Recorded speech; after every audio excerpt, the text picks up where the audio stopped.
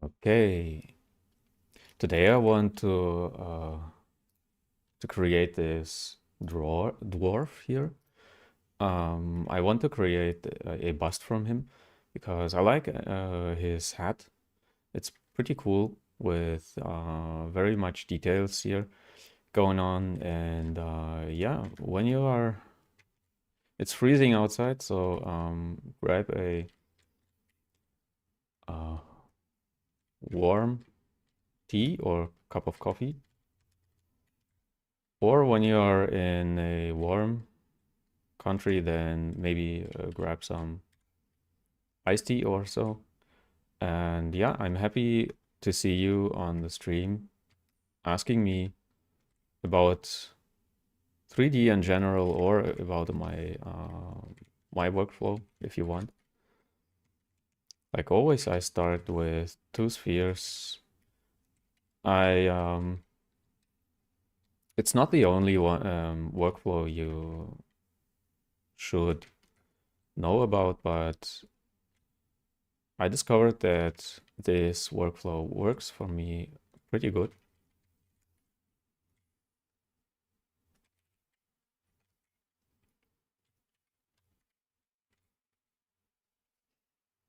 Merry Christmas to you too. And yeah, I'm glad to see you on the stream.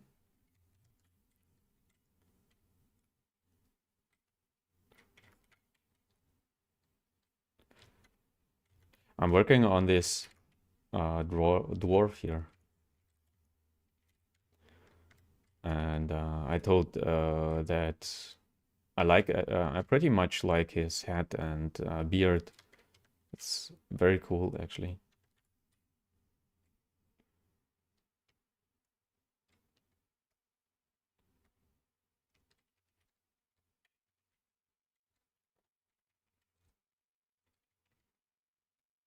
Like always, I'm just placing geometry right now. It's not like he's getting this nose or so.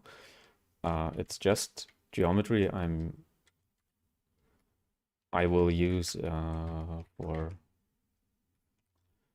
the face. So of course you can use primitives you like. For example, like uh, cubes or cylinders.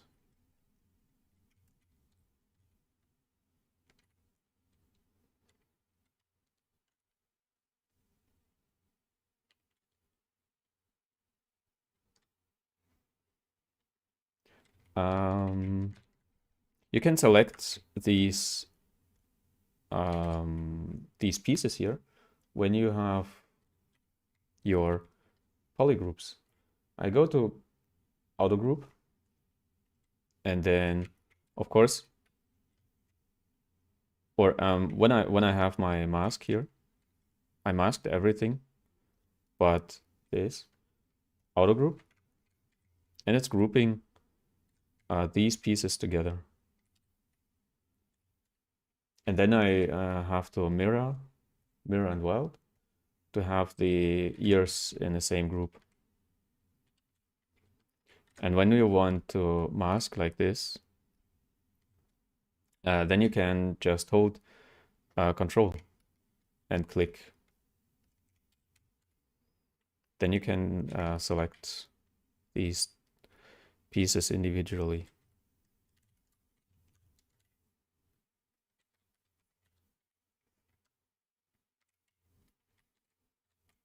I use it a lot because I'm working on one.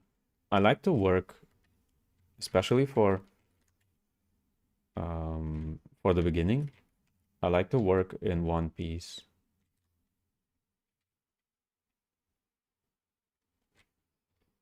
That's why I'm using this technique a lot.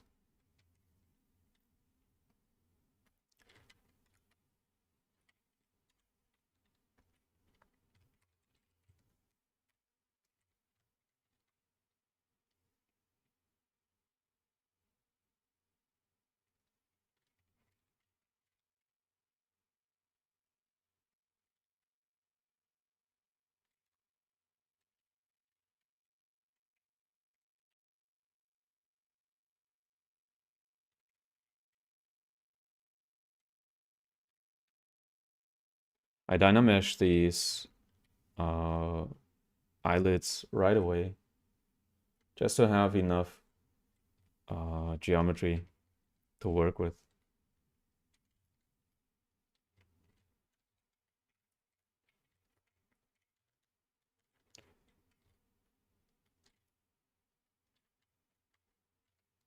And I'm right now in this stage. I'm not watching at the reference. I'm just creating a believable face or believable head that I can work with. I mean by believable, I mean that it has like believable proportions or realistic proportions. Or you can, of course, go ahead. Oops, Dynamesh. I switched Dynamesh off.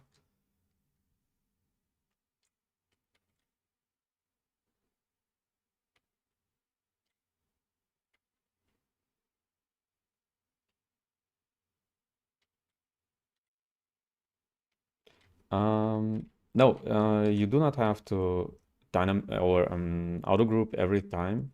When you add a piece, it gets already its own polygroups. So like this.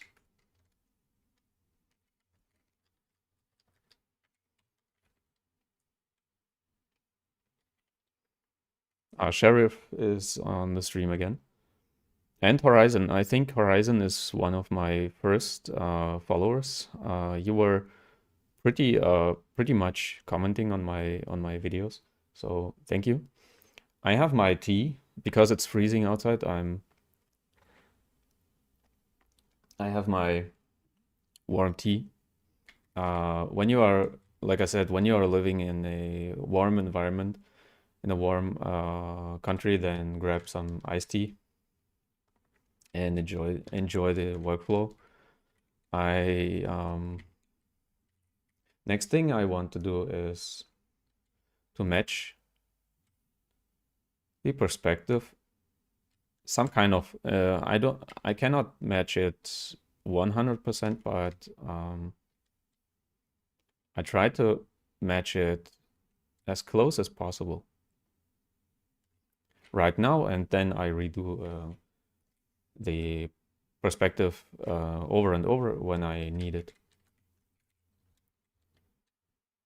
And of course, he has some beard. It's harder to see where his or how big his jaw is and so on. This is something you have to be able to manage on your own when you know yeah, enough about anatomy.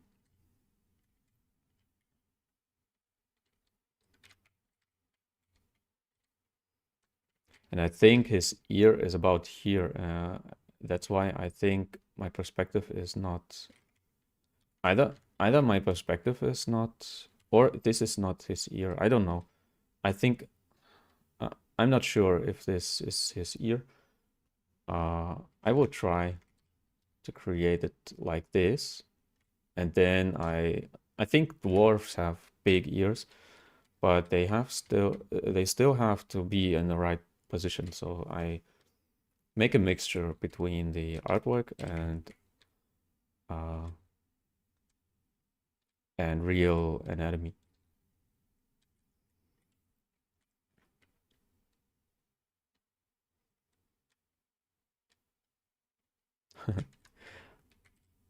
Yeah, what I also use is I'm not selecting my parts here. I'm selecting my parts like I hit Alt and click the parts I want to select in the viewport. So I'm not selecting them here.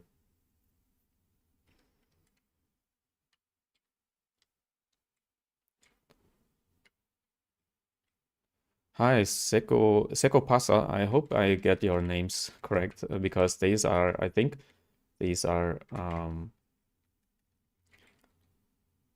usernames and not real names. That's why I'm always like first reading, and then I'm processing what this name is, and then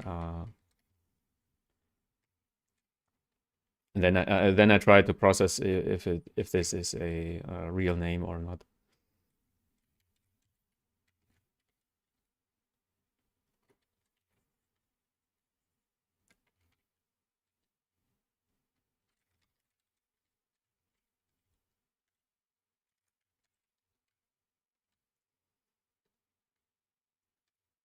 So what I like about his face is he is not angry. He is like an older guy with very like uh, yeah, how should I say it, feelful eyes, and you can correct me if I tell if I'm telling something wrong, but it's like he has some emotions in his eyes, and this is what I like about it. This is what I want to work out here.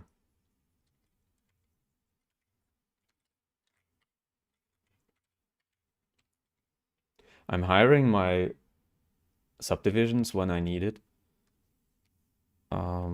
It's not a must, so you can keep your geometry quite low.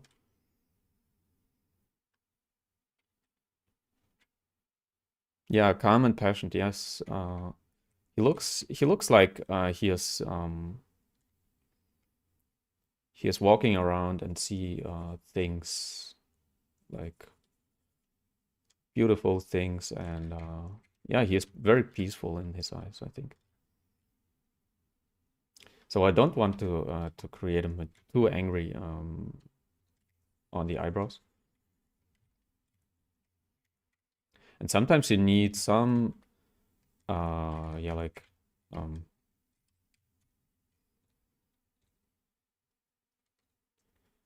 sometimes you need some time to process and try out things. He has a very curvy or big nose here.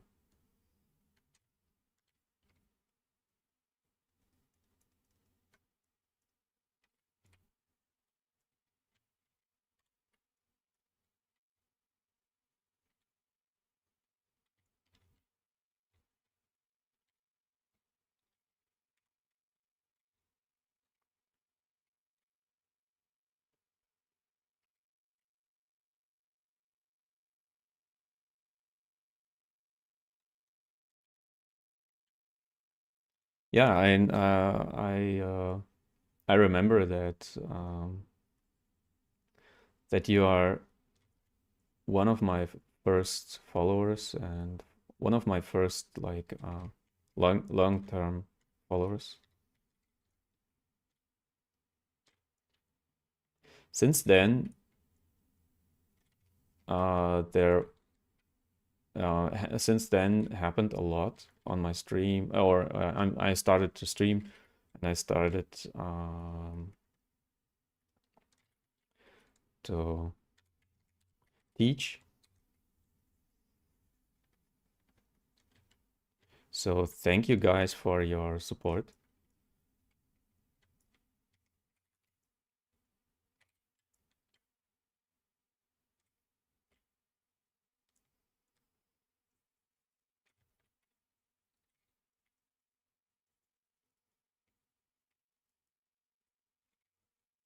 Sometimes you have to place geometry first and then figure out how it could work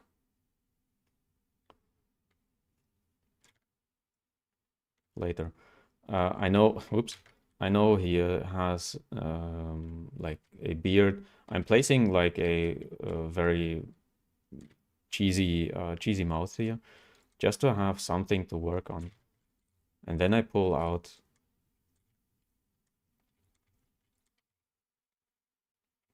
like this. I just need something as a like yeah, representation.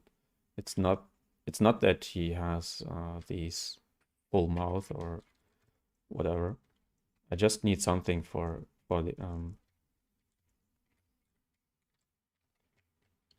to orient myself. I think he should be more like this.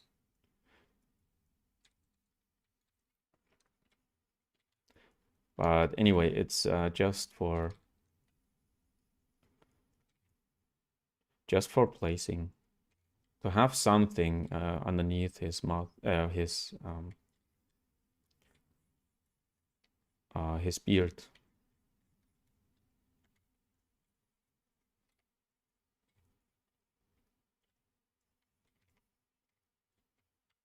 To create faces with beard is very hard, and you have to have a lot of experience to make it right, because you do not see the underlying geometry. And at the start, it of course looks not good, or sometimes even ugly. But don't worry if it's not perfect right away.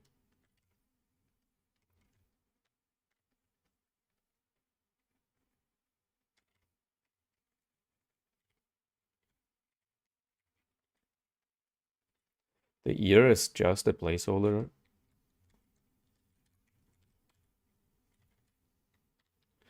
And like I said, just to have something going on here.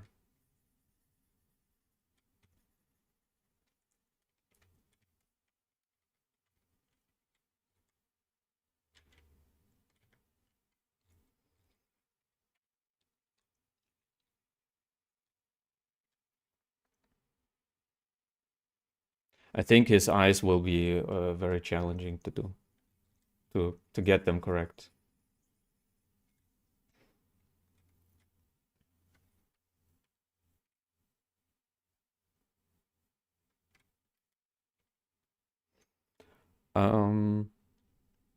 I was starting. Actually, I don't remember exactly when I started modeling. I think it was 2006 or 7. In my younger times, or like when I was in my young 20s, I started 3D.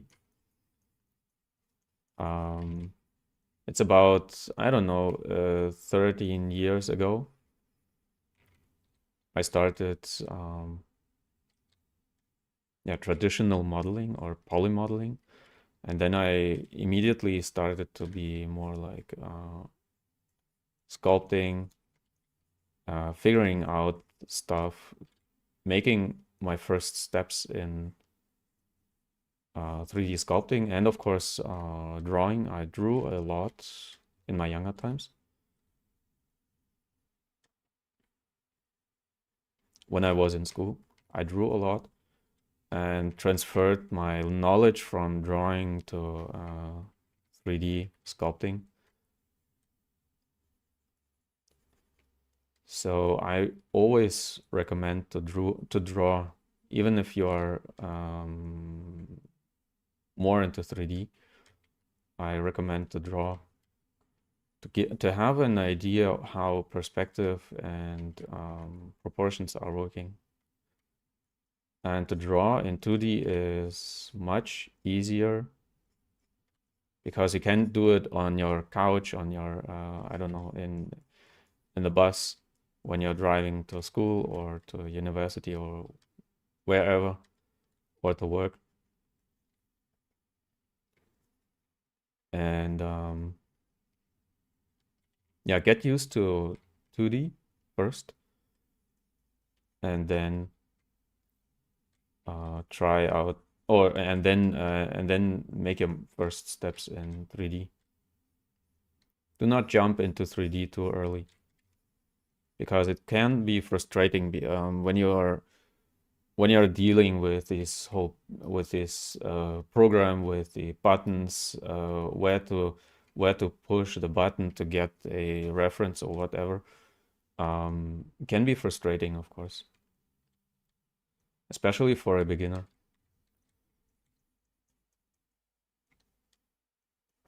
But I started as a comic book drawer or comic book artist.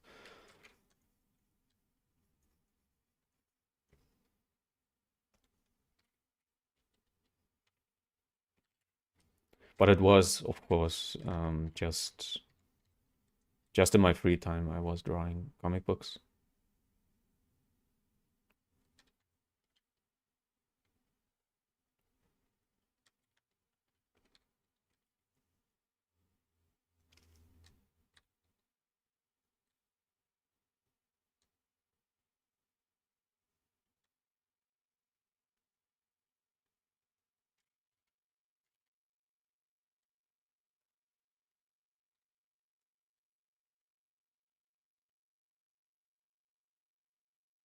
I think I have to correct my perspective a little bit, like this, because I have much more um, going on here in his face, and I can orient myself a little bit better. That's why I placed a like a mouth there, just to have a better orientation.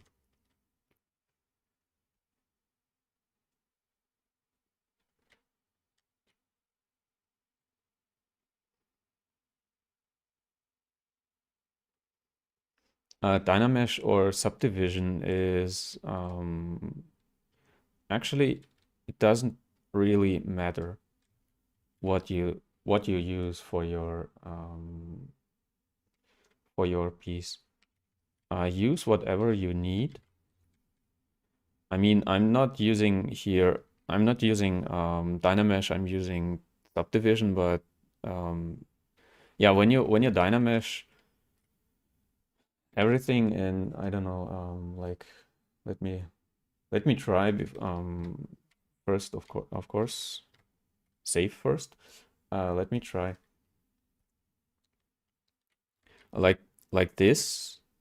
It's totally fine to have a geometry like this. Um, with this, you can work pretty nice, and then you can subdivide still. Okay, but I'm here subdividing first because I want to keep my pieces like in different pieces. This is just my workflow.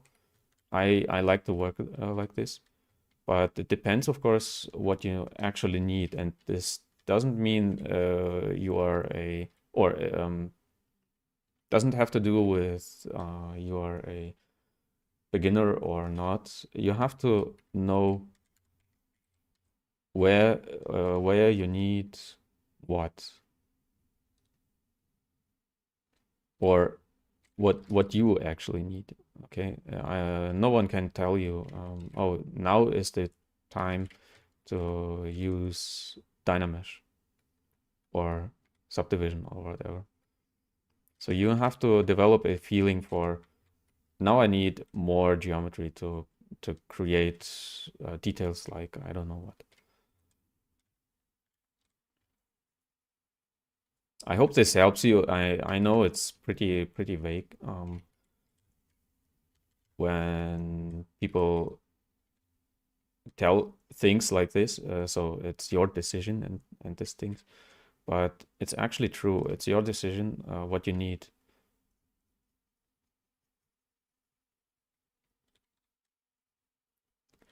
for certain details or whatever.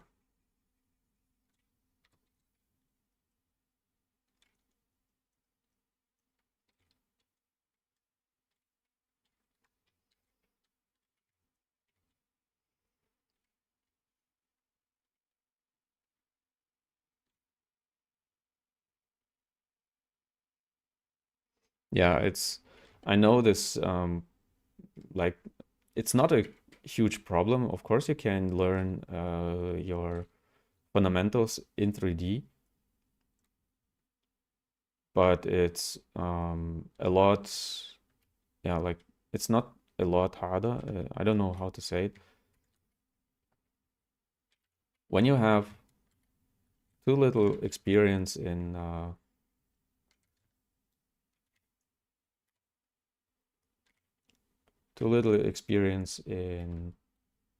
fundamentals,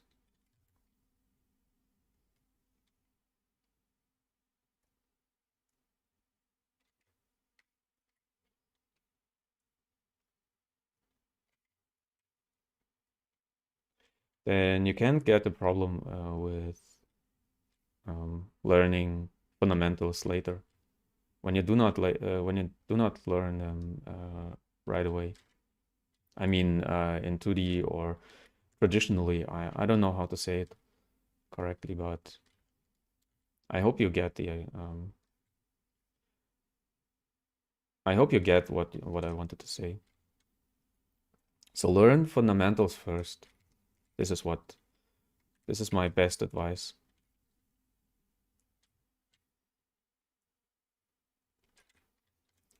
Because, like I said, you can frustrate. People are like, oh, when I'm a beginner, then I have to start learn ZBrush or Blender, but actually not. When you're a beginner, you start learning art fundamentals. This is what you need to learn first. Art fundamentals, and then you can learn whatever you want. So um, develop a understanding for art in general. And it doesn't matter if you are photographing, if you are sculpting by hand or whatever you want.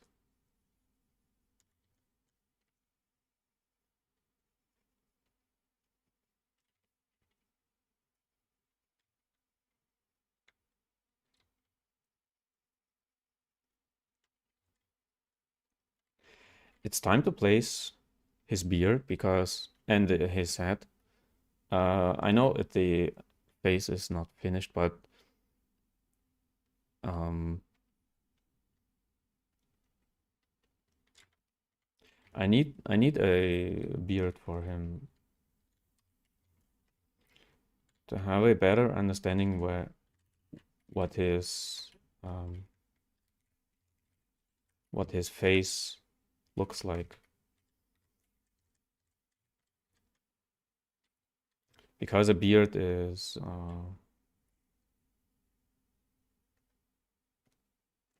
yeah, like it's part of the face, and that's why I need it for him.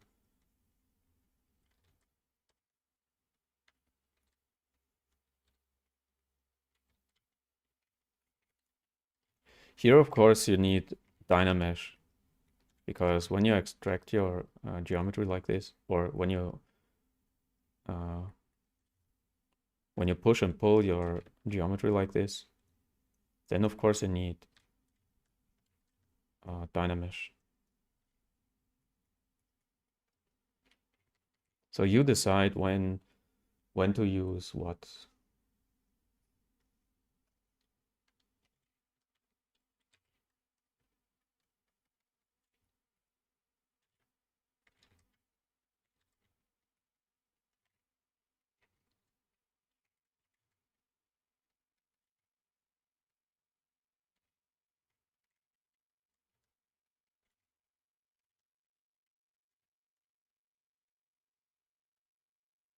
And the face is immediately changing when you place a uh, beard like this.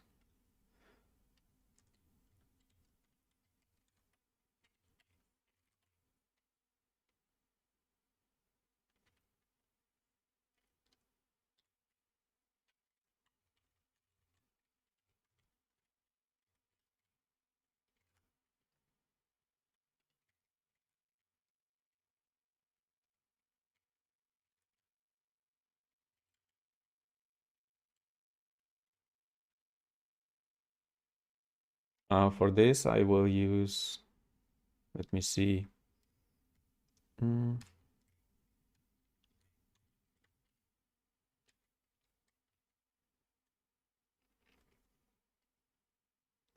For this, I will use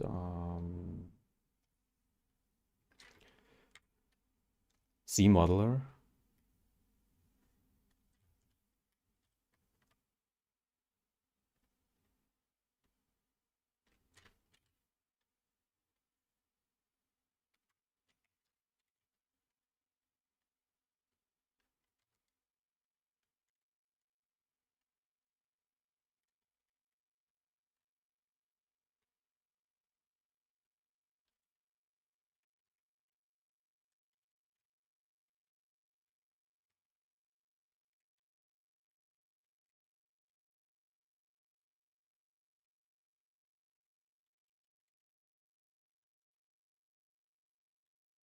Looks strange, but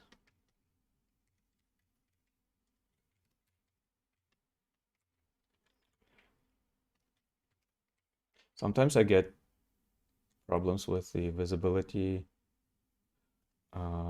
because of this background here.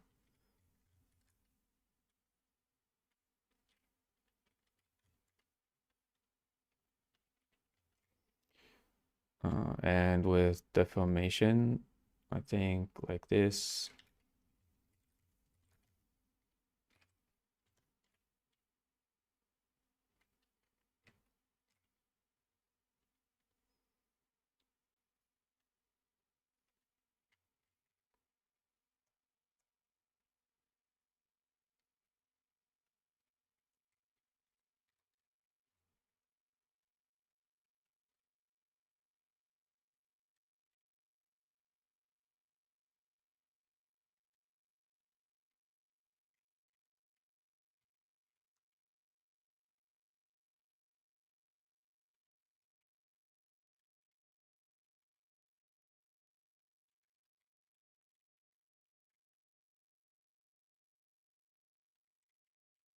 To model in ZBrush, I mean, not sculpting, modeling is a little bit challenging or more challenging than in other software.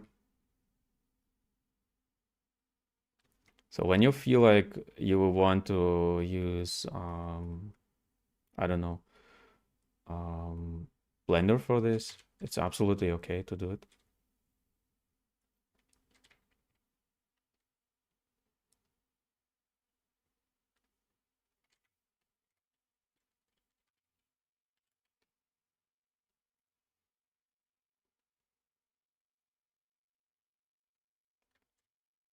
Let me see. It's hard to see where I think the hat is about here, like this. And of course, it has a strange shape right now, but I will correct this like this and make it more round because it makes more sense.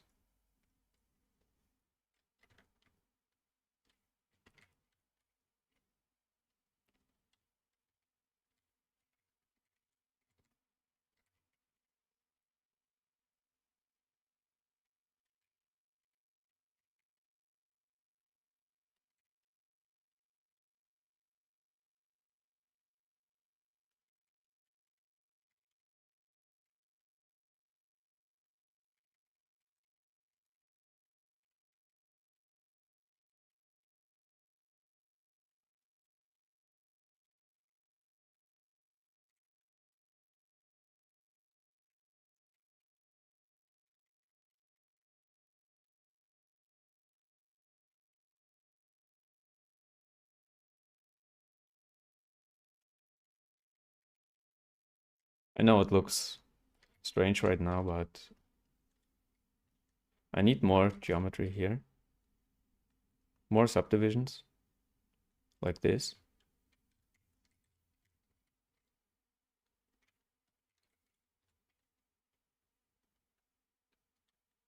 Of course, you can use like curves for it, whatever you want.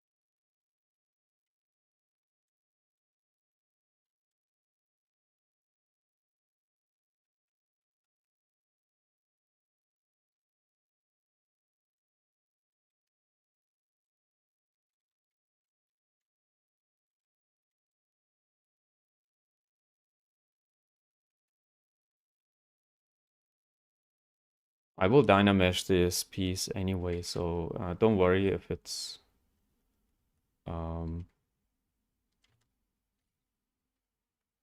if it has many edges and so on.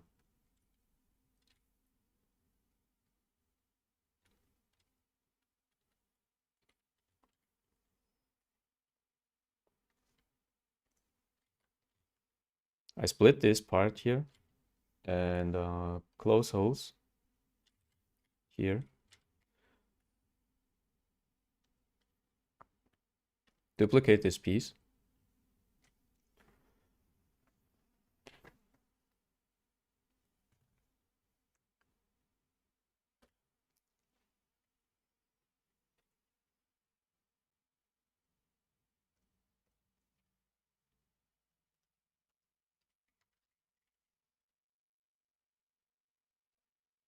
And dynamesh it like this, and you can work further more freely, more like when you have your first shape made. Of course, you can do it from a sphere. Doesn't matter actually.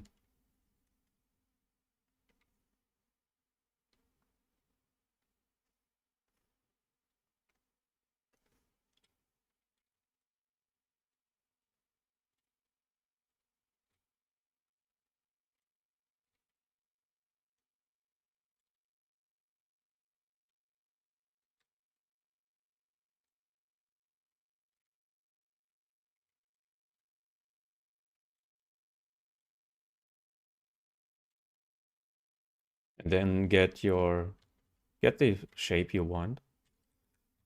And then of course you can go with sculpting like this.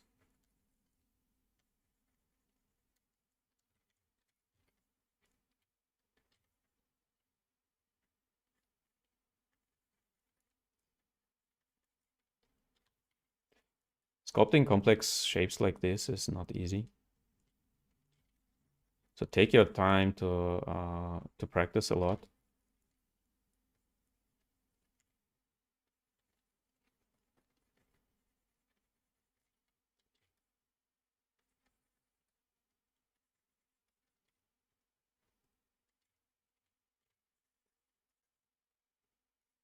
And of course, you have to have a good understanding of form and of cloth, because you do not have the information what is how the head is formed at the back. So you have to have enough experience for this.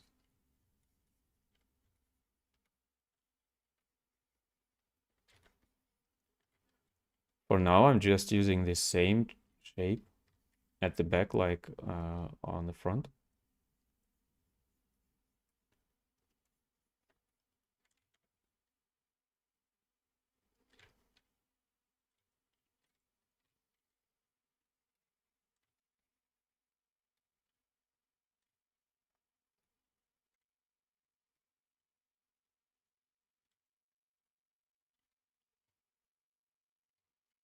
And of course, it takes a lot of time to get it right. So anatomy is just one aspect of creating characters. Clothing is another one. Hair, of course.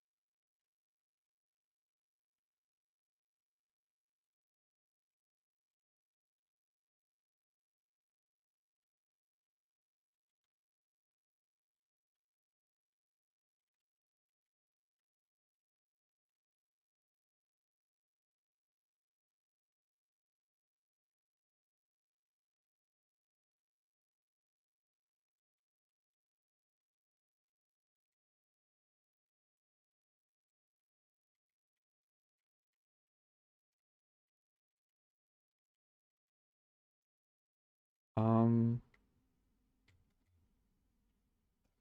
I close this hole here.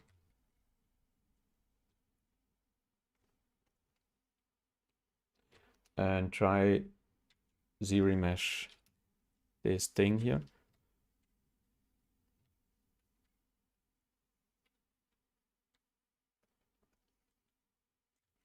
Yeah, like this. Works pretty good.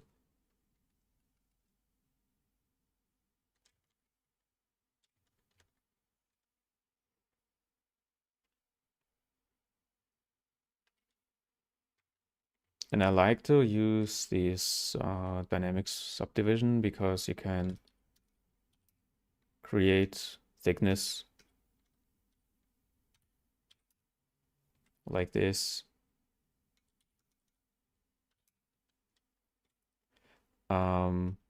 Yeah, and it's actually dynamic.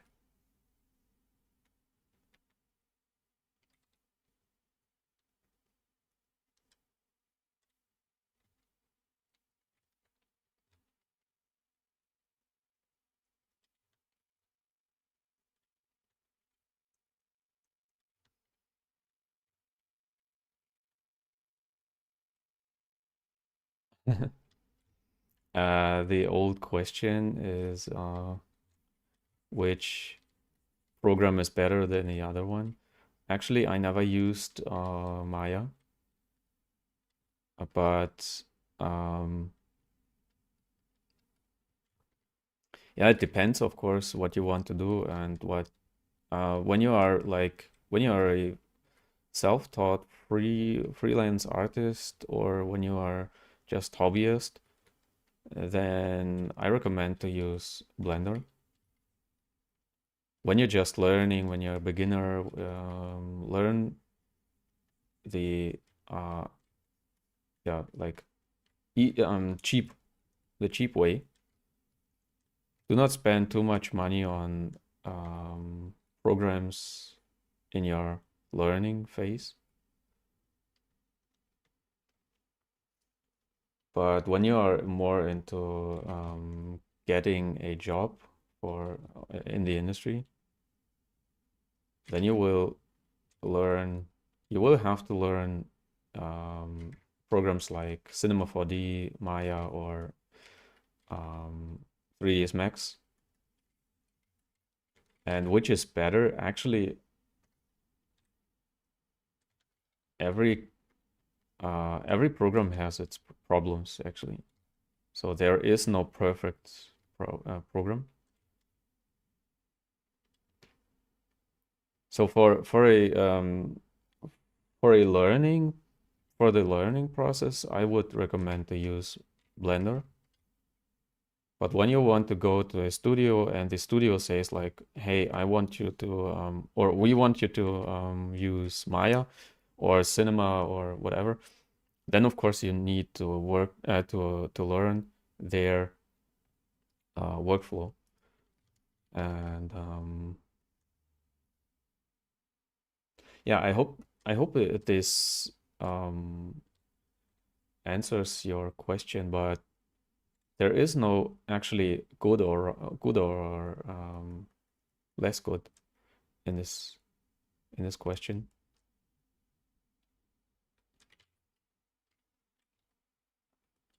I like Blender a lot, but for example, I do not sculpt in Blender at all.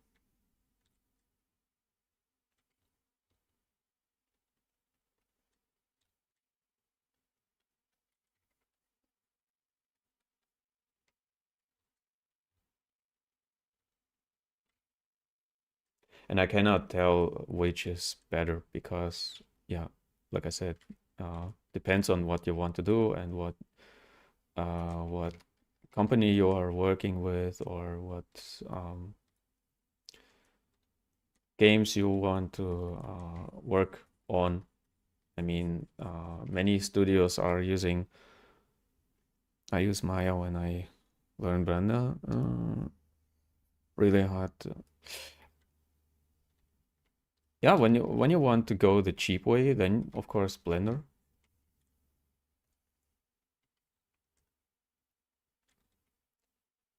And yeah, Blender is not easier to learn than other software, of course, because you need actually what you actually want to learn is fundamentals.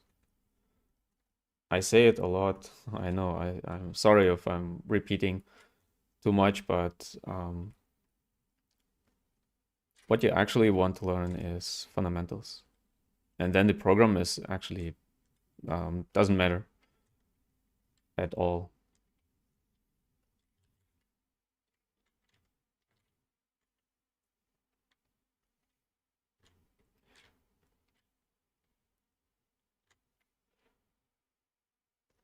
I try out, I try some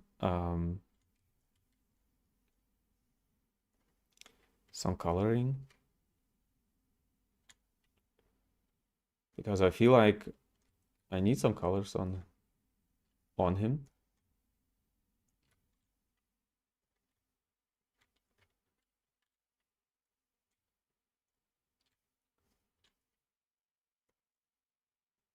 Sometimes it's better to work on a colored version because you get the shapes a little bit more correct. Because color is very, very important for the shape itself, for the form.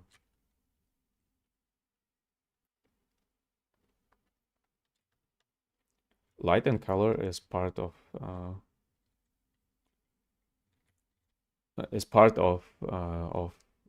shaping something, to give something a shape.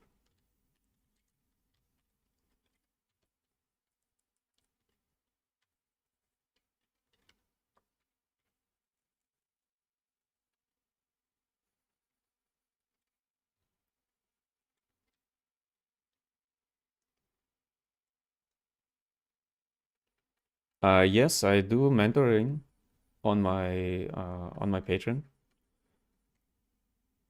So check it out if you want some mentoring. I think all so the mentoring tier is full or sold out, but have a look. I don't know exactly if it's available right now.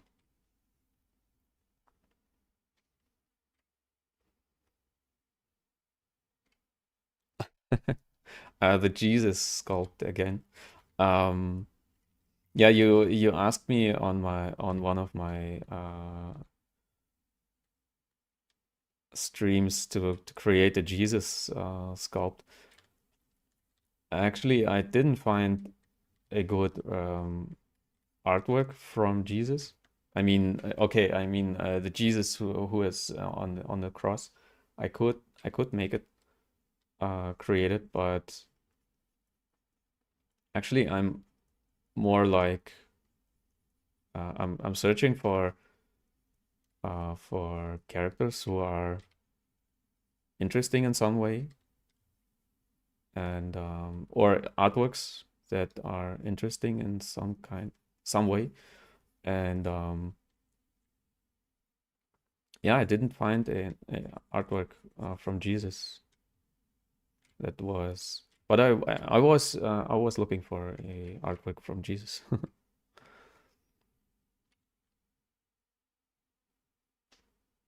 3D code, I didn't use 3D code at all.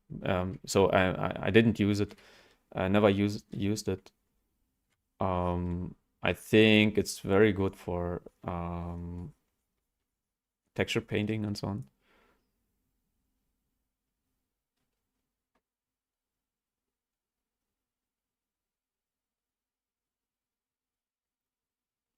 Yeah, I would love to sculpt in Blender or 3D code or whatever. I'm used to use ZBrush because I'm using it for a long time now. I think I'm not sure. I think I'm losing a lot through the coloring. I return to my clay. I think I lose a lot of details when using skin shader.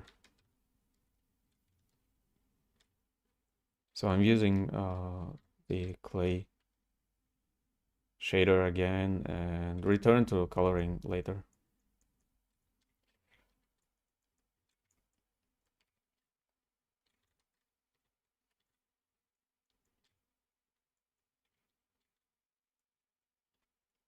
Yeah, but like I said, it's actually um,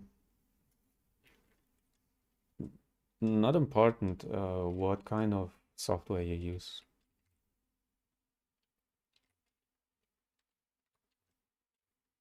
I get this question a lot. Why do you not using Blender for sculpting or whatever, or what software is better, Blender or ZBrush or Maya or whatever? Actually, it doesn't matter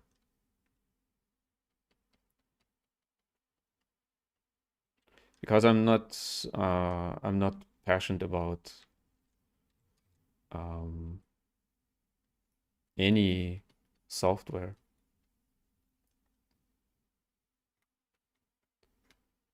We saw it on how it's called uh, on Unity. People were like very passionate about Unity, and everything Unity did was perfect. And then they hit hit the community with the hammer. And Unity is, I don't know, uh, I don't know if it's gone or if they survived this um, situation, but actually people realized that relying on one software too much is maybe not a good idea. So I'm not passionate about ZBrush or I'm not passionate about Blender or whatever because I do not care. I use whatever I need for a good result and what the client wants and what the studio wants or whatever. So don't be too passionate about software.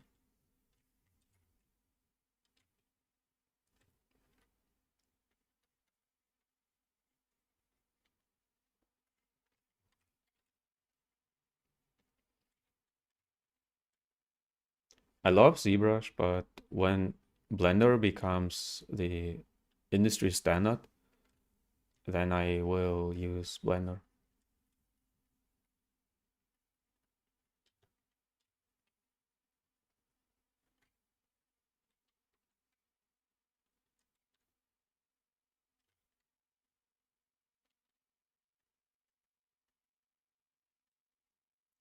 But right now, it's not the case. But I love um, Blender a lot. I use it for animation, for rendering and whatever, rigging.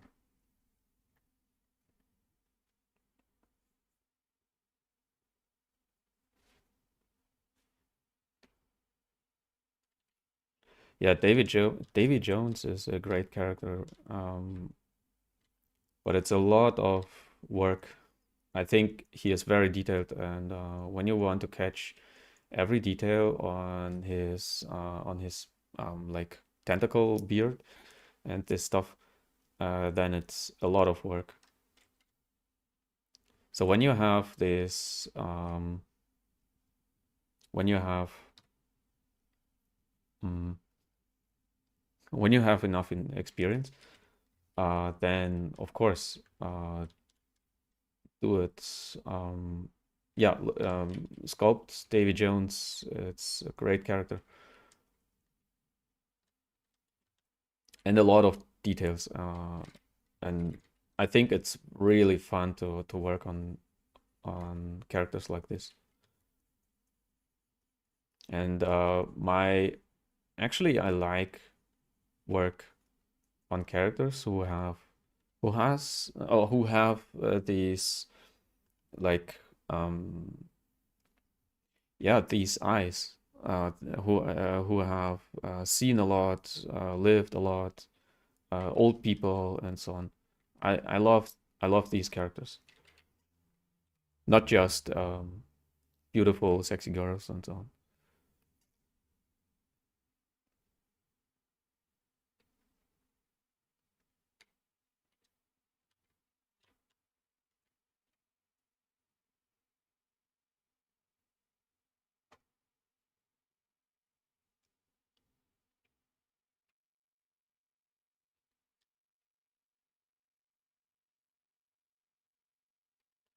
Yeah, like I said, ZBrush is the industry standard, and I recommend to learn it when you want to be an artist. Of course, when you are more like a hobbyist, it's doesn't matter what you use. But when you want to be a professional artist, then ZBrush is right now it's the best choice to learn. Of course, you have to learn a lot, not just ZBrush.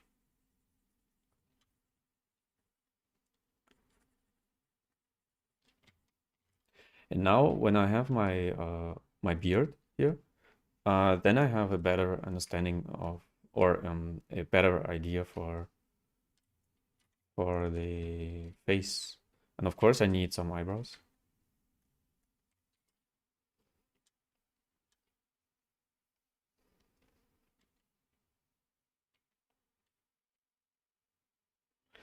Yeah, when you stylized Davy Jones, of course, when you have a good reference, or when you can create stylized characters on your own, then you can go more stylized and yeah, like keep the realistic details away.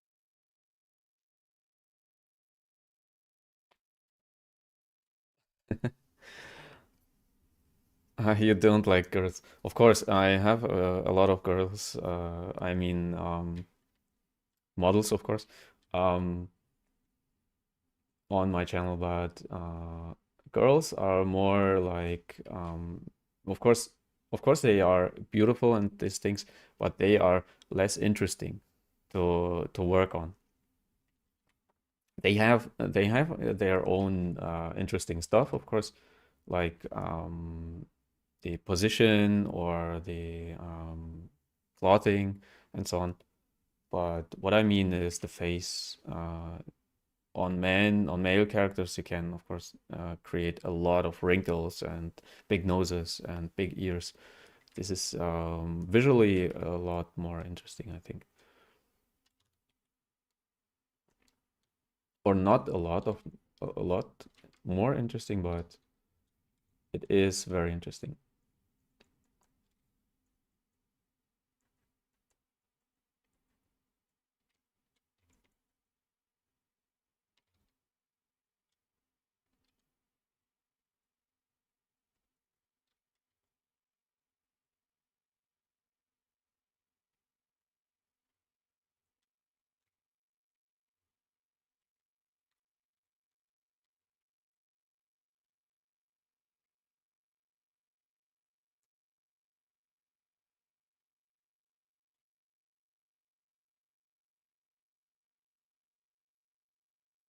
Can you explain how you are not using Sculptris Pro? You mean I should explain why I'm not using Sculptris Pro? I I don't understand the question, I think, correctly, but actually I'm using Sculptris Pro as well, but not too much. Um, because you have um, Dynamesh and yeah, Sculptris Pro is, for example, for a beard, when you want to use Sculptris Pro, save again because ZBrush can crash when you use stuff like this, and Snake Hook, and then Sculptris Pro. And then of course you can pull out stuff like this. For this, I use Sculptris Pro a lot, but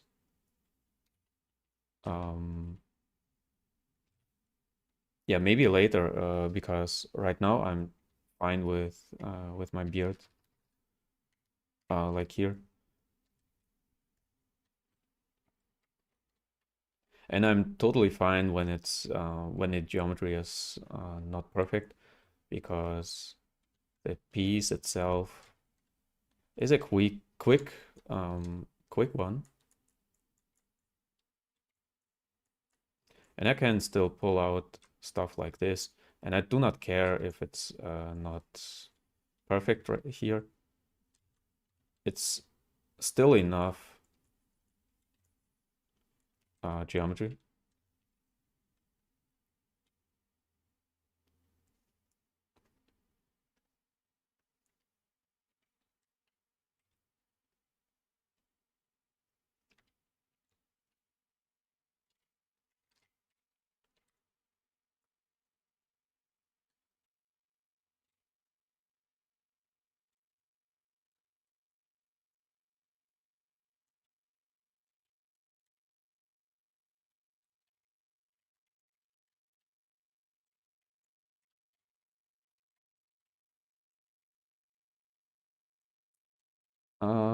Clean this up.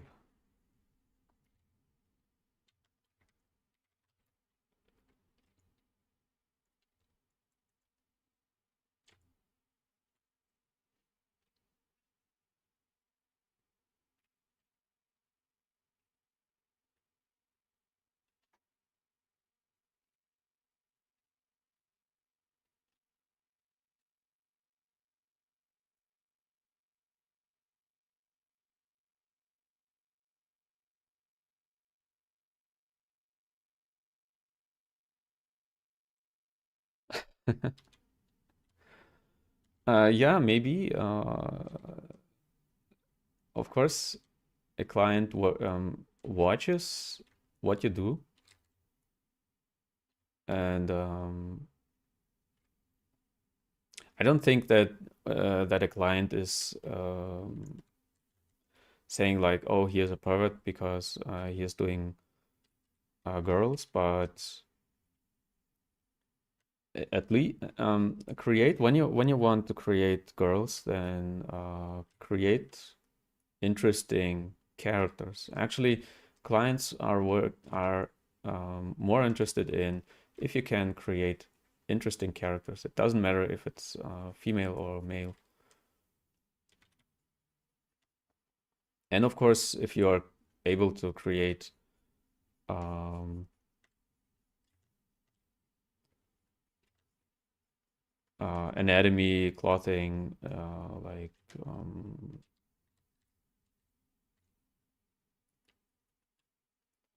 like this stuff is more important than, or light, rendering. This stuff is more important than if you're more more into creating women or men.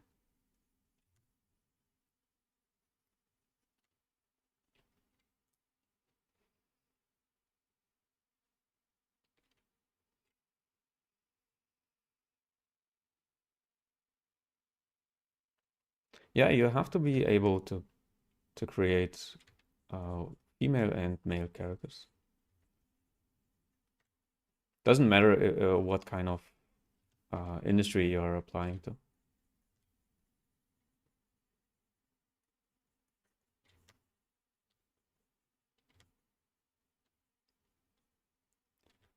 You need to be able to create, for example, good flowing hair, even for uh, male characters like beards or whatever.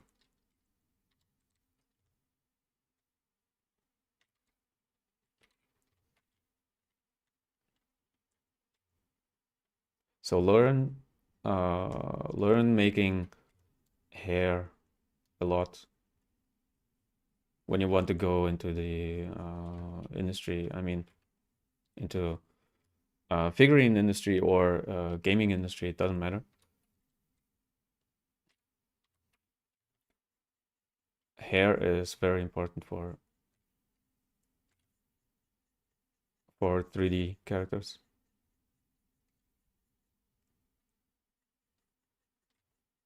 And I'm not a huge hair artist.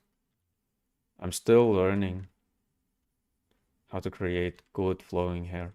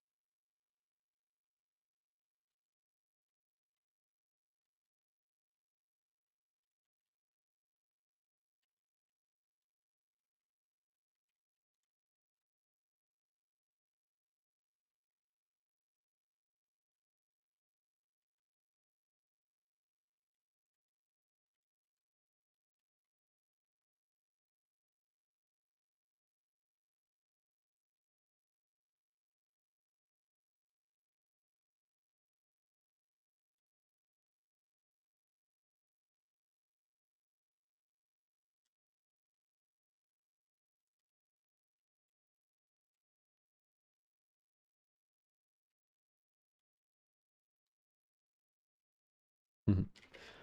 Thanks. It's just a placeholder for the head. Actually, it's I wanted to have a better feeling for the face. And actually, it's I think it's a little bit too big. But when I watch from my perspective here, it's pretty good. So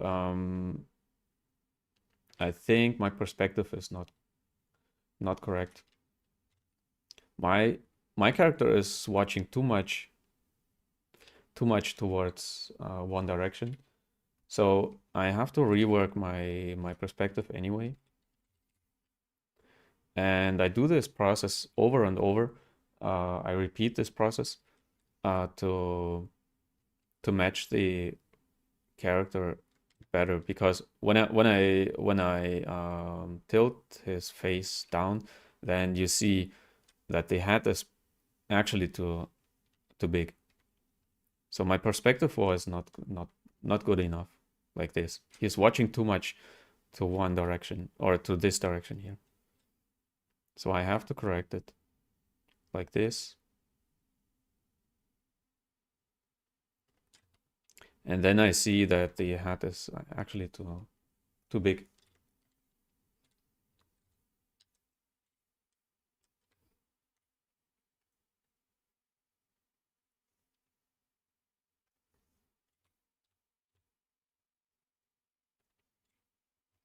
So you have to figure these things out when working and keep this in mind that when you create a character, you have to revisit the perspective over and over and work on it later or rework stuff. So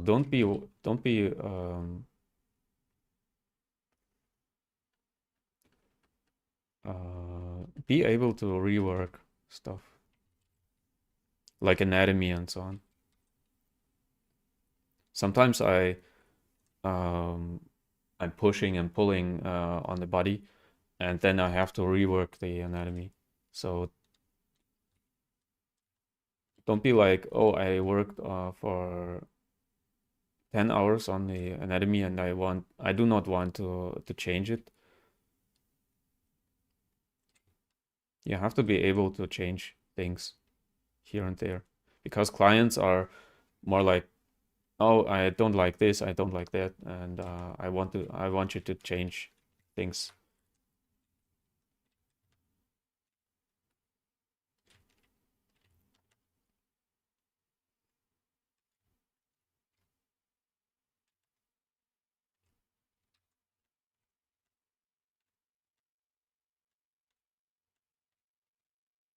I think it's a bit better now, but we will see later if this works or if we have to change things again. So it's actually a process.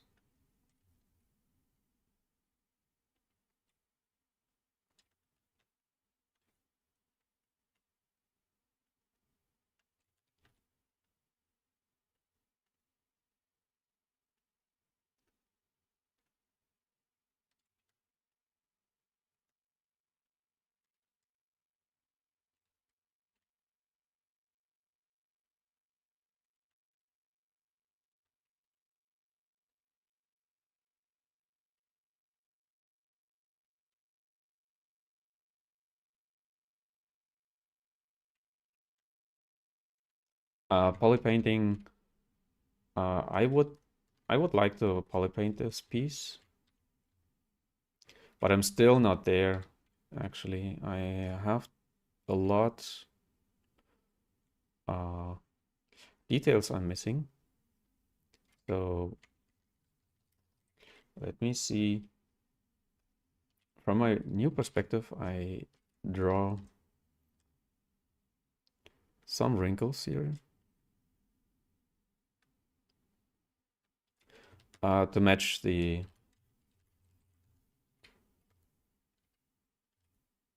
to match the wrinkles a little bit better.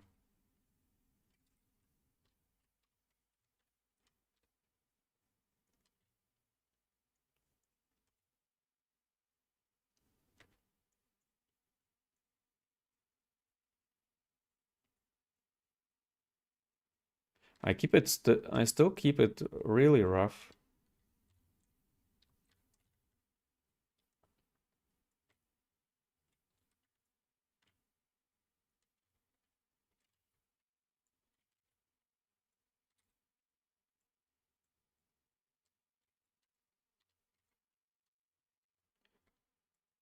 Because actually I like this roughness a lot on pieces like this. I mean, when you see the like strokes on pieces like this.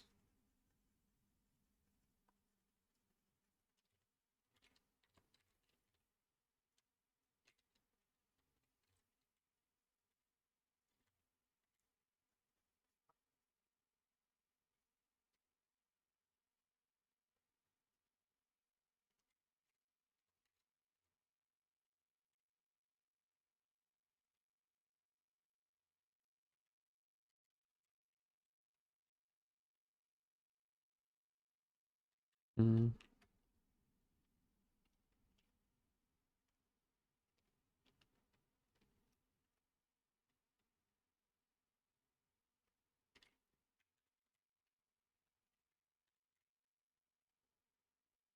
I do a trick.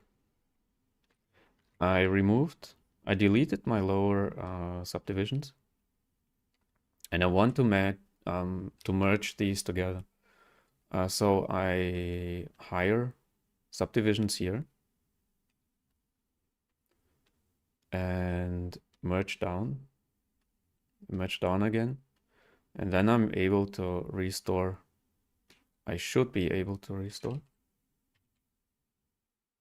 Didn't work. Normally, I don't know why it's not working right now, but normally when you do it like this, then you should be able to restore the subdivision levels. Let me try again.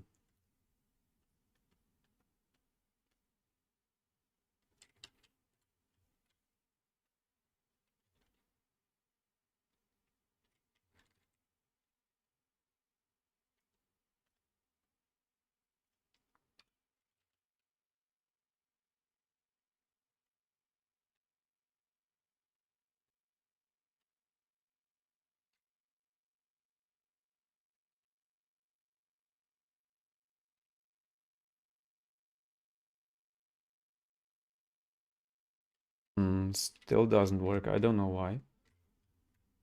Like I said, normally you have to be able to restore the subdivision levels.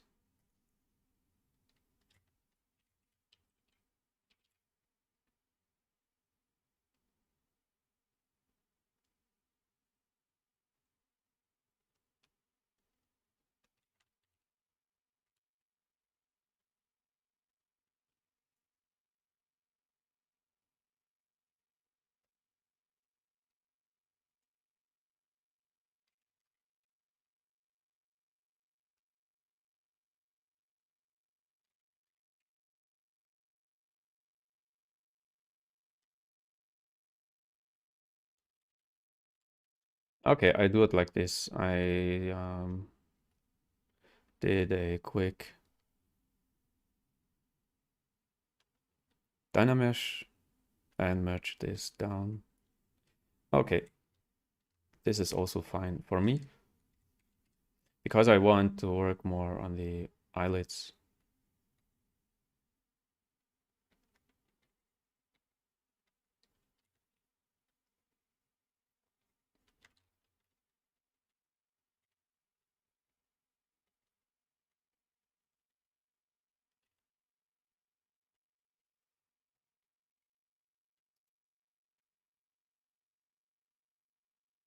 I need the reference at this side because I'm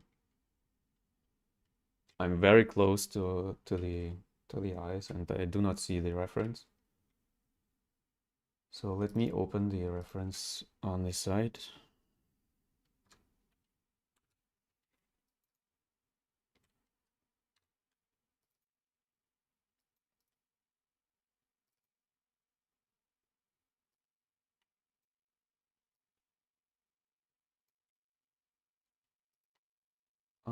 And the eyes like this. Okay.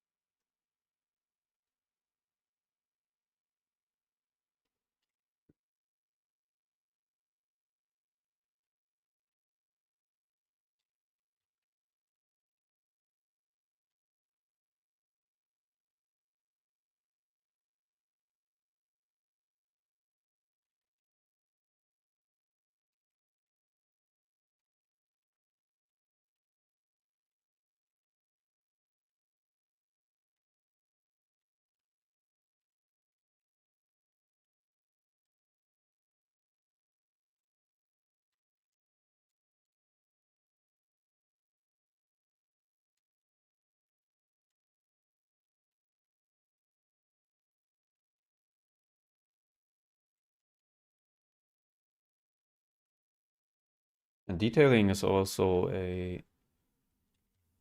more a process. So you have to figure out stuff sometimes.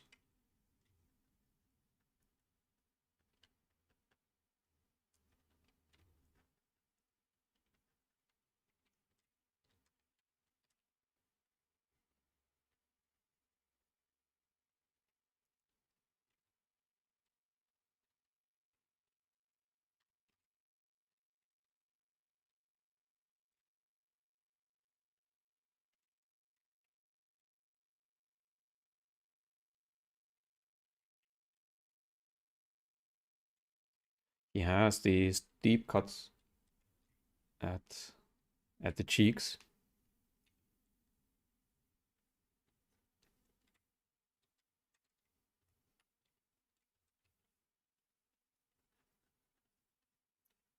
And it's always a change between more round shapes like here and more flat surfaces like here. This is what you have to keep in mind when you work on pieces like this.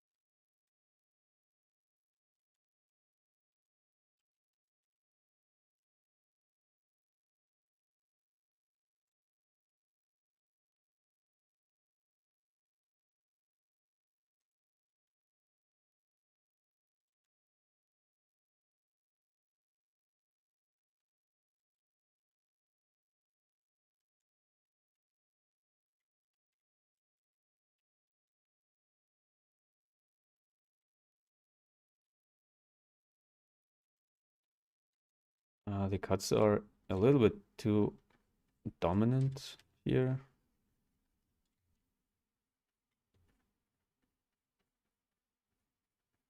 So when you are creating wrinkles, then do not just put a deep cut there. Um,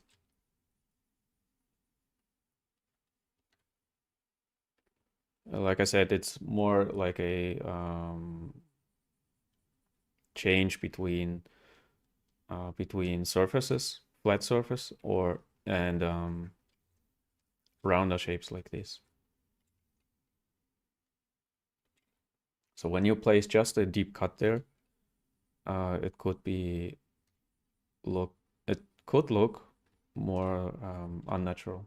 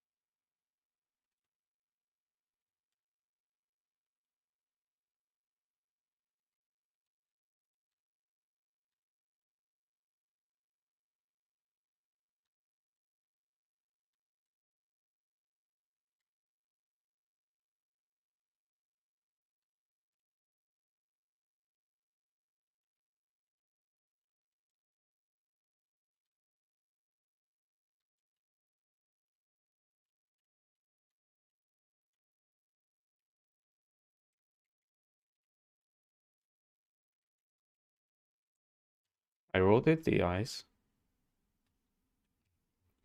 towards the camera because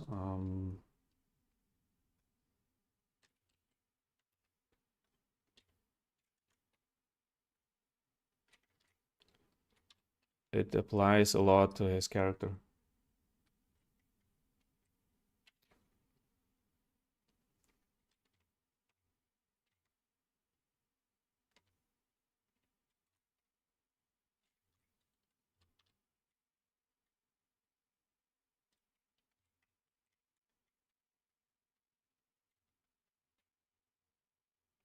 Like this. And of course you can use asymmetry.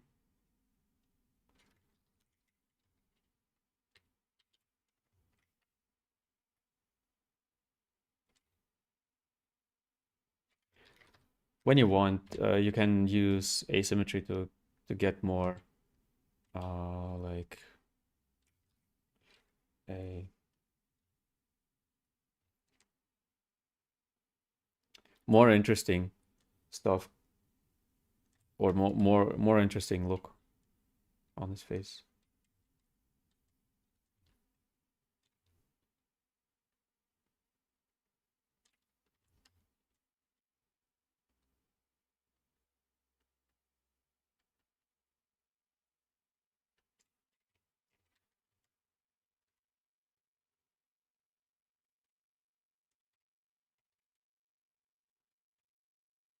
This is where the technique is, yeah, losing its advantage, and I would, for further work, I would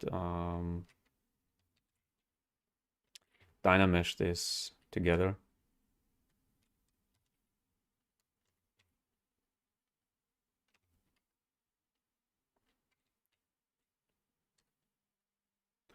Because where the primitives are matching, there you get these artifacts here.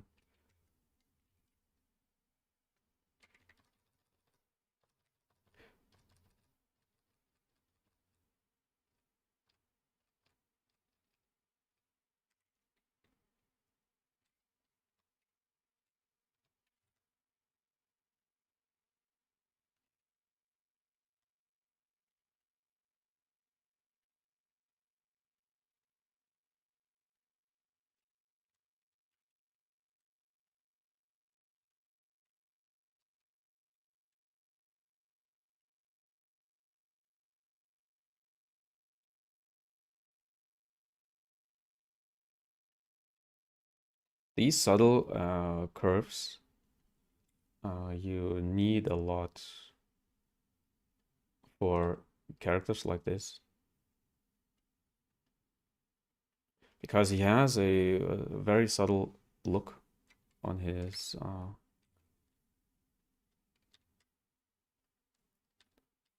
eyes. A very special look.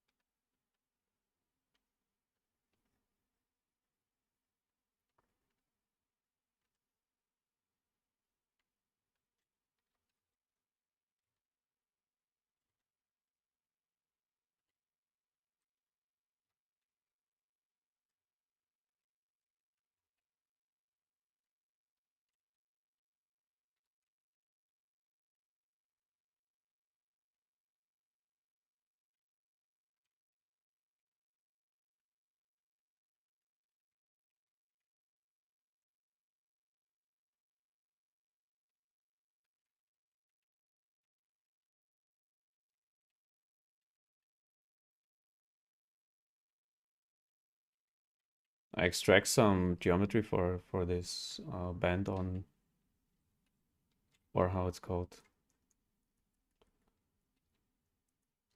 uh, on the head, and I will not clean it up because it's actually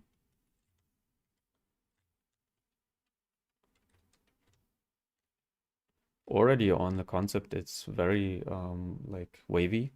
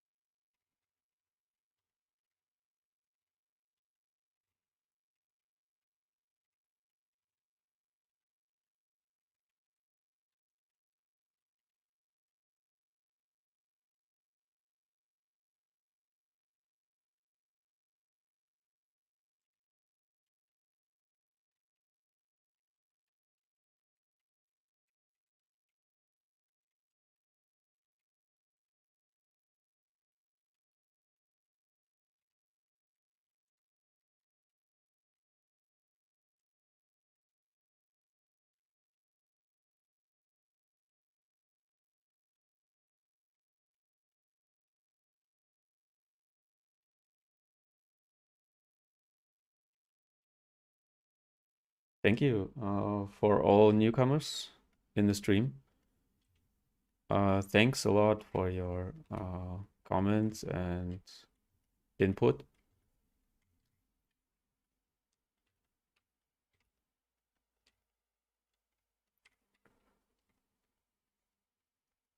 I leave it like this messy. I actually like it. I have no idea what this is on the head.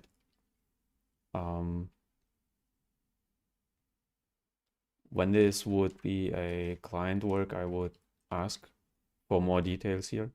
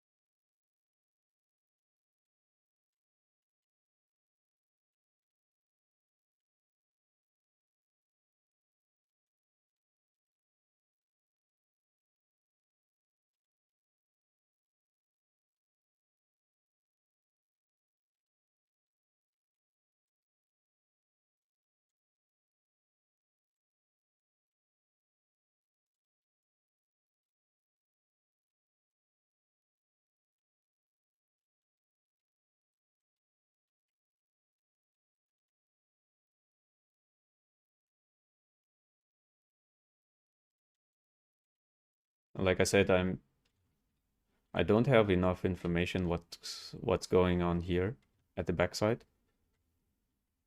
When you get pieces like this, artwork like this, and someone says like, "Oh, I want you to create a game character from this," or whatever, get more information about like a turnaround, about what's going on here at the backside.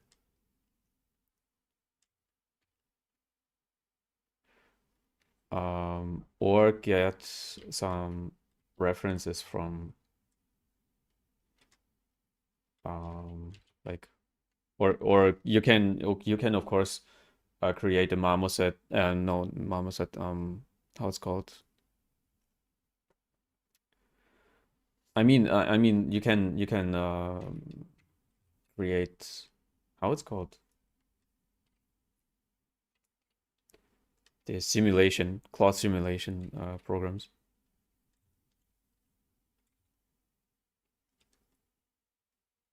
Marvelous Designer, or in Blender or whatever. Even in ZBrush you can do it.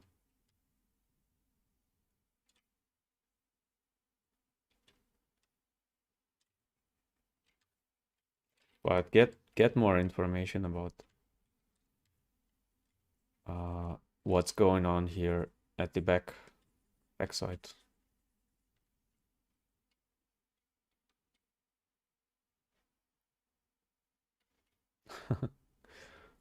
Thank you.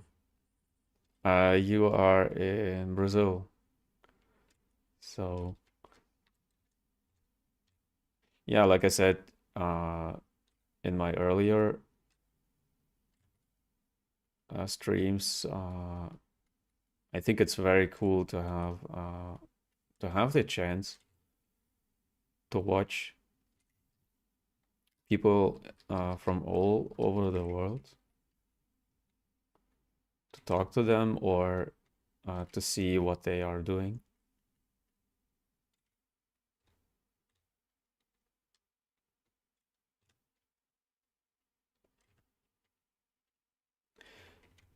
So I only do the front thing and the back.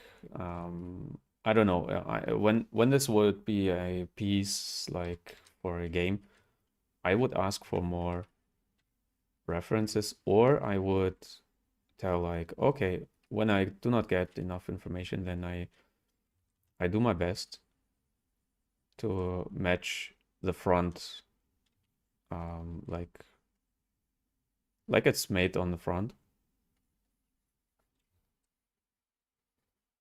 and try to match it the best way I can, like this. Or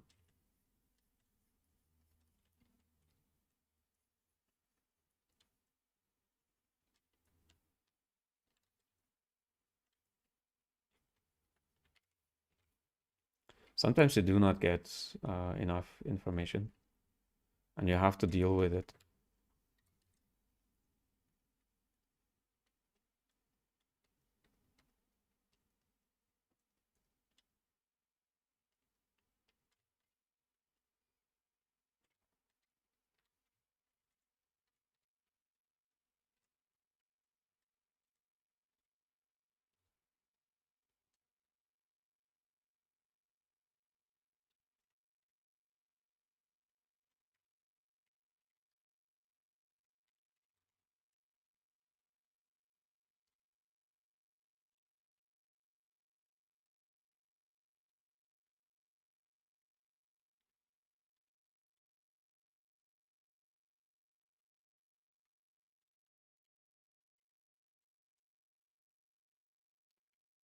Wing it.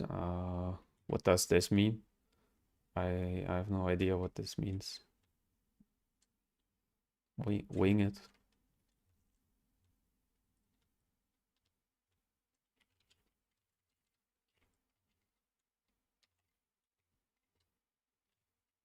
Oh.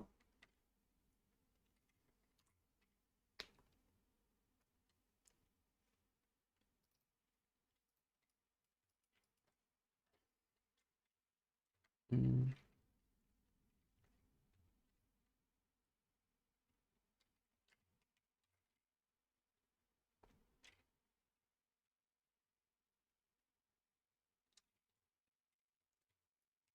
I do it like more dirty right now here.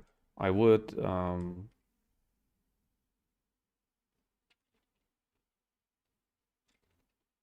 when it comes to a final product, I would do it a little bit different. Let me do it the right way. So I would actually duplicate this,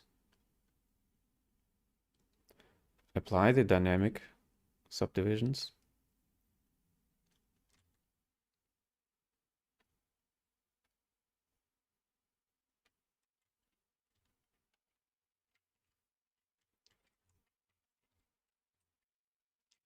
append some cubes or one cube first.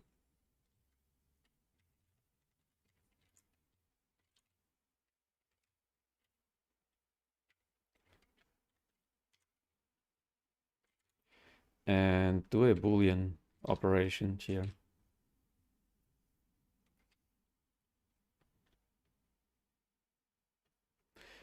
New folder,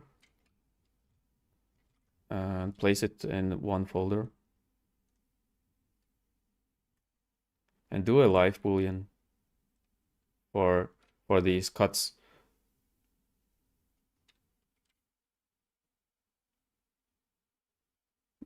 Okay, thank you.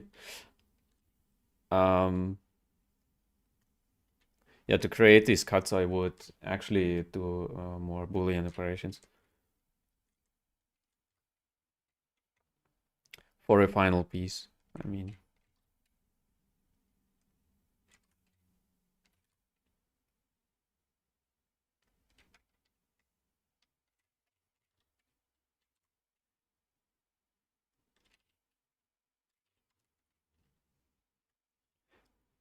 like this.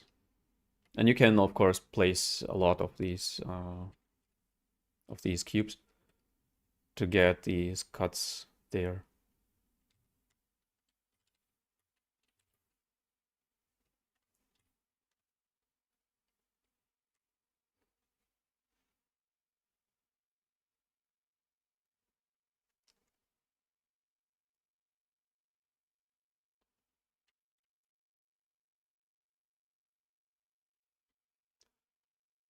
More about my workflow for, you mean for game characters, right? Because baking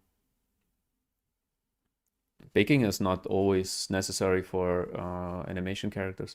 So yeah, of course, I use for sculpting, I use ZBrush, of course. And for most of the modeling, I use ZBrush. I use for modeling and sculpting or for the whole workflow, I think ZBrush for 80% of the whole process.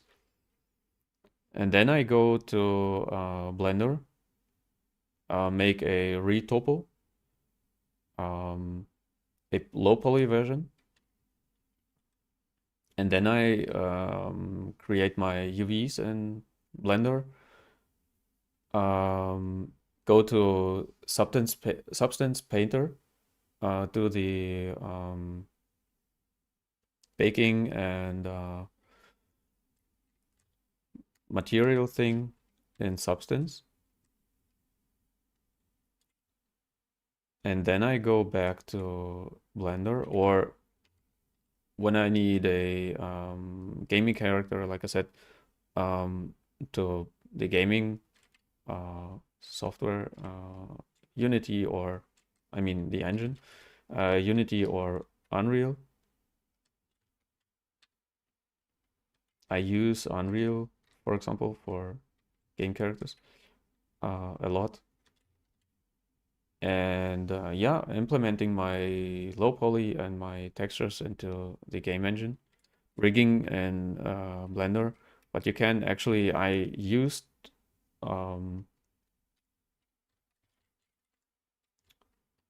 3ds Max a lot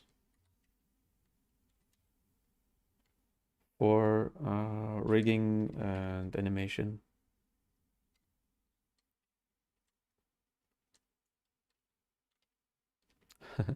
Why Blender over Maya? Actually, I'm not I'm not used to use Maya.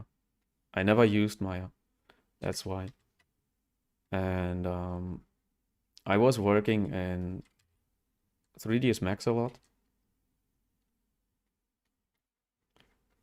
When I was working in the advertisement industry, I was working in 3ds Max a lot. And then I switched when I became a freelancer. I switched to Blender. So it's not because because Blender is better than Maya.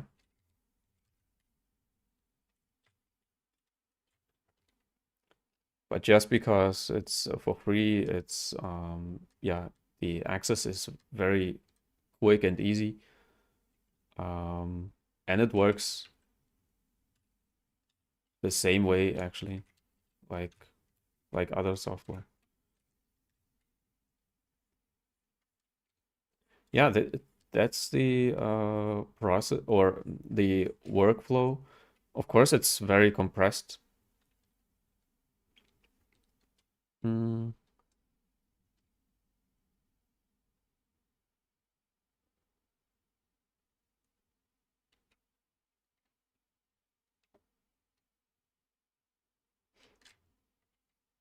yeah, 3ds Max is yeah works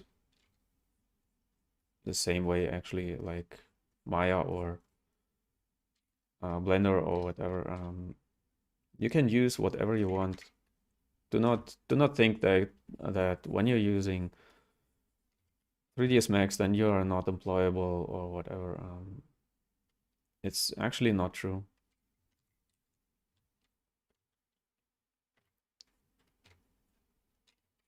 Depends, of course, of the workflow the studio is using for where you want to apply, where you want to work.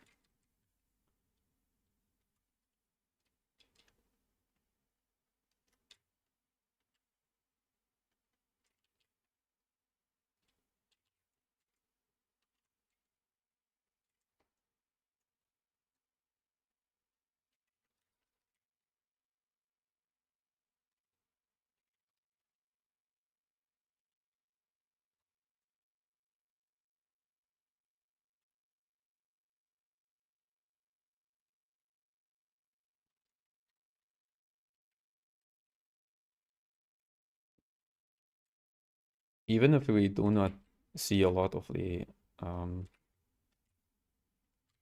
of the ears, create decent ears that are like yeah, it's believable. Do not go too crazy with the ears.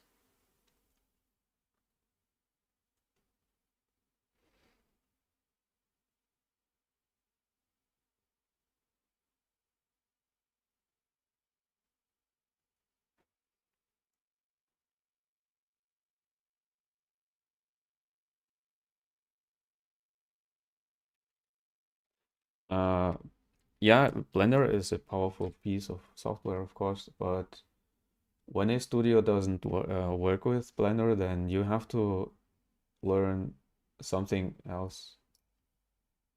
But it's part of the job actually, because you cannot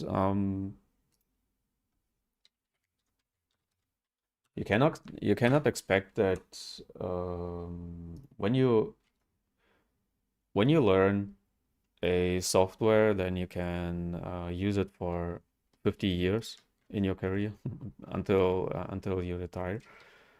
So I learned XSI Softimage first, and then I got more into 3ds Max. So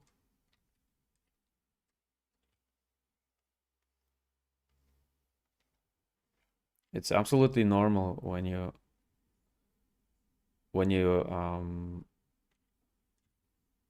learn one software and then relearn everything on another software.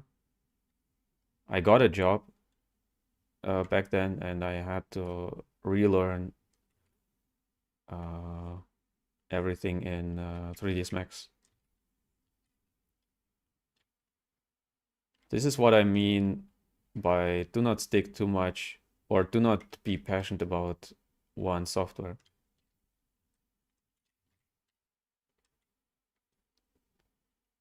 Because when you are passionate about one software, then you are less employable for a studio.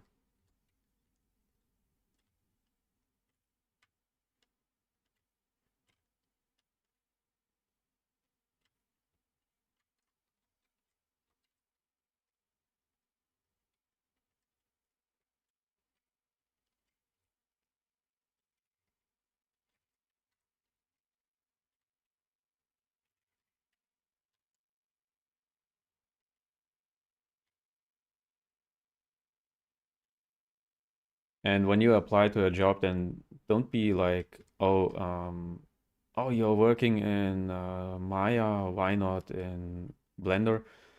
Be more like, I work whatever you want. I don't care. Then the studio is like, oh, cool. He is very flexible with stuff, and he can work.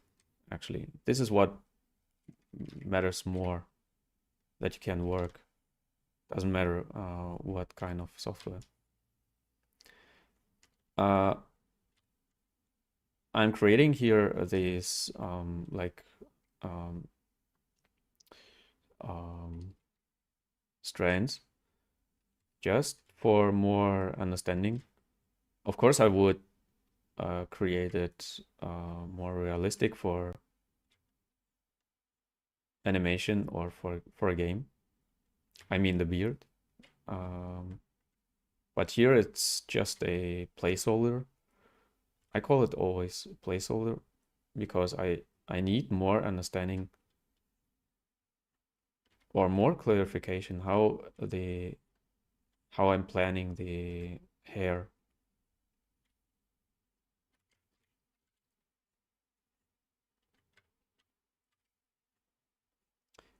But you can use it for printing like this.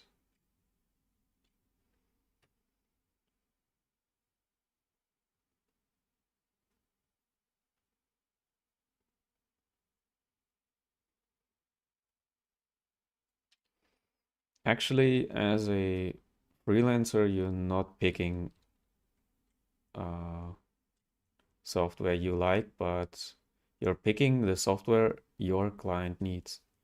For example, I have a client right now who needs um, Blender, and I work in Blender right now for this particular client. And when you notice that one software is more used by clients than the other one, then you relearn. So you are actually not picking on your own.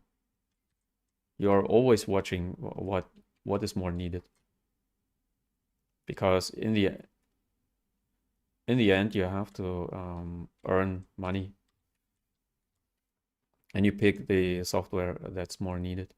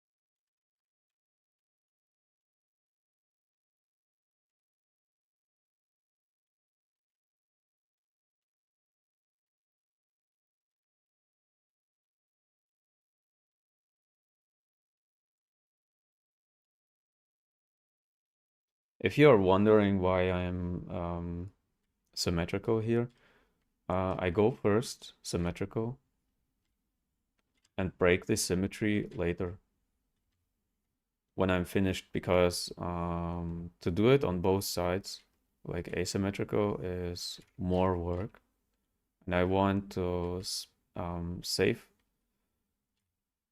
as much time as I can on this process.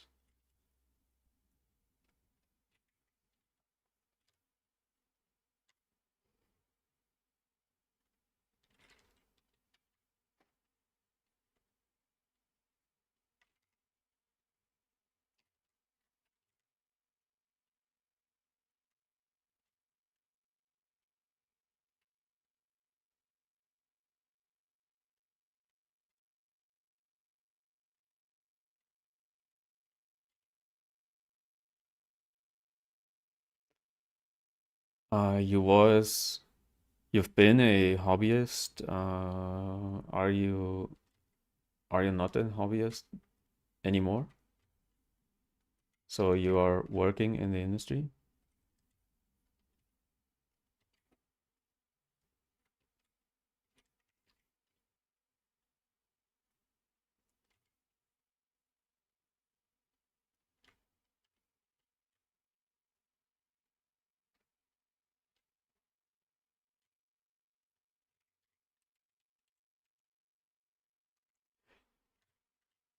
So now it's the time to break the symmetry here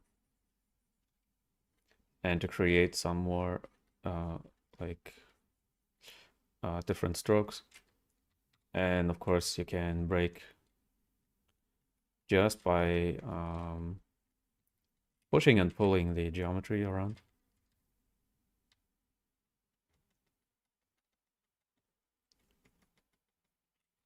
Just break the geometry or the symmetry enough to get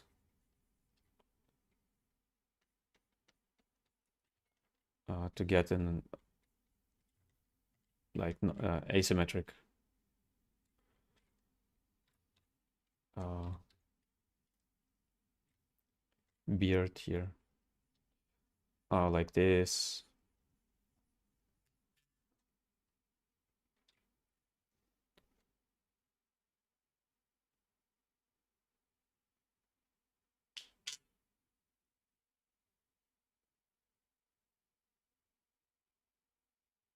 Someone is calling me. I don't know who.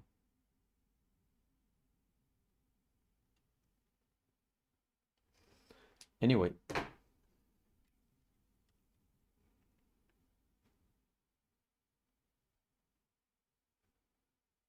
oh, you're trying to make a game, but still as a hobby. Um, yeah, it's a great hobby.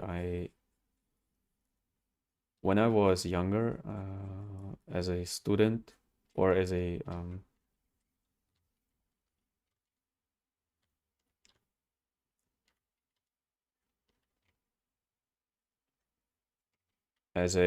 student in school, I was a hobbyist as well, and I made my hobby a job. But it's a pretty cool hobby, actually.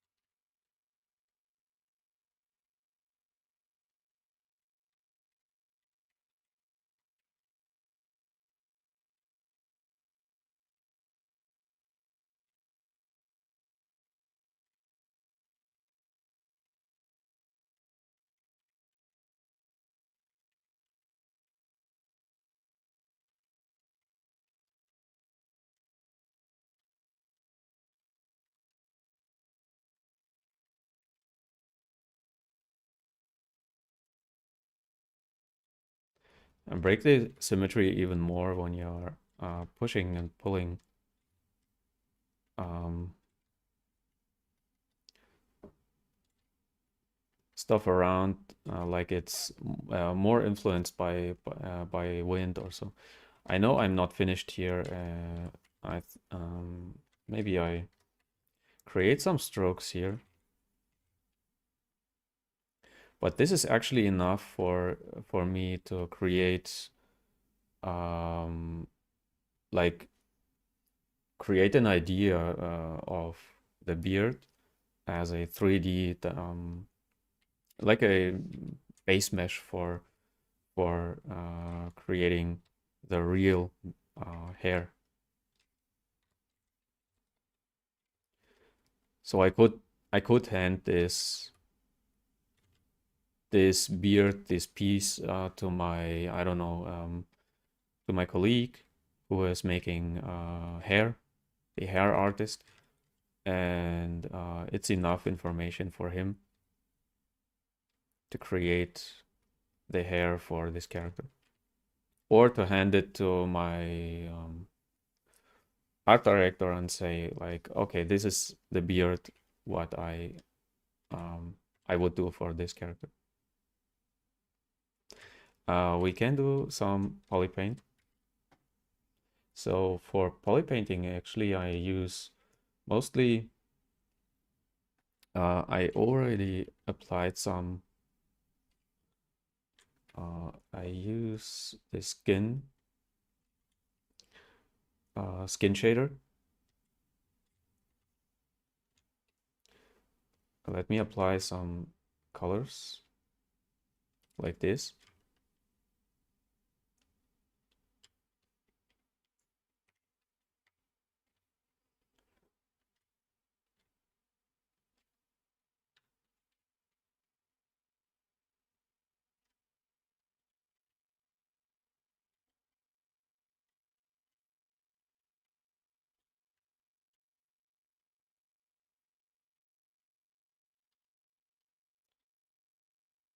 Mostly I use the standard brush, and you can use, of course, spray, color spray, and this Alpha 7, I like it a lot because you get these color variations in in your painting. It's very yeah, it's like switching between different colors like this, and you get a very natural look on the painting.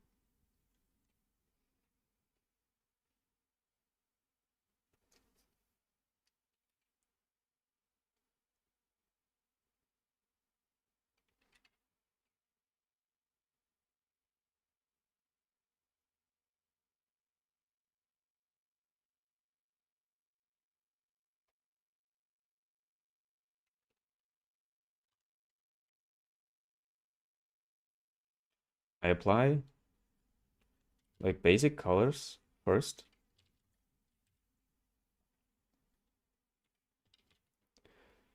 Just as an example for the nose and ears, I use red. For And there is a color theory behind this.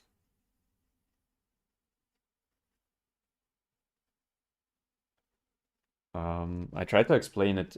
So for bony areas, like on the forehead, you use more yellow. For nose and ear, where more blood is flowing through, you use more red. And for the beard area here on male characters, you use um, more blue, like this. And then you refine your coloring on top. But this is your base color. Like, it's hard to explain it quickly. But mix these colors, like yellow, blue, and red, to get a more natural look on the skin. Because actually the skin itself is more yellow. In some areas it's more red because there is blood um, running through or going through, and it's um, blue on some areas where more like the veins are. Just just as an example, it's more like mm, an artistic way. I know many of you will be like, "Oh God, this is not true," because I'm a medic, and I studied I don't know how it's called. I'm a doctor and I know it better, of course, but it's just from a artistic point of view. I hope I can bring it across. It's hard to explain for me because my English is not perfect.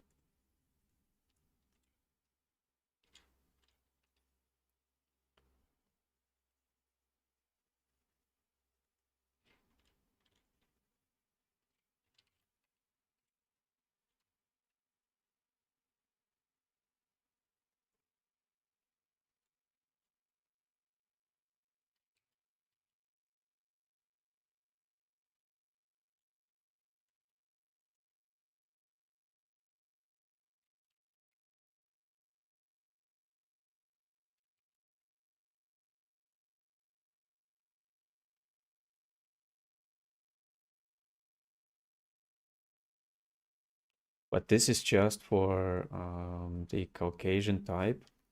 It's of course not applying to other skin colors. Other skin colors maybe need some other um, yeah, like more brownish, not yellow but brown, more brownish tones.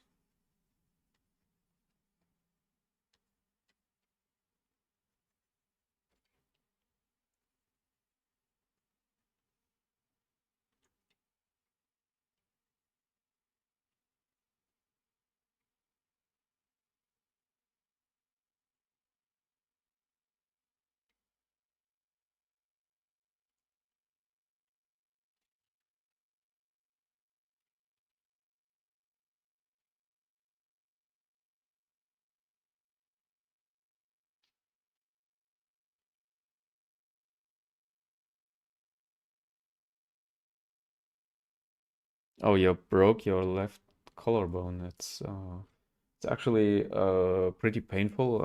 I broke my left foot some uh, some some years ago, and I couldn't do anything. So yeah, I hope you can cure your collarbone,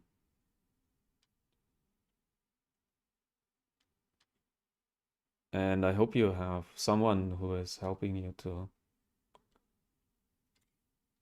uh yeah, helping you with your situation.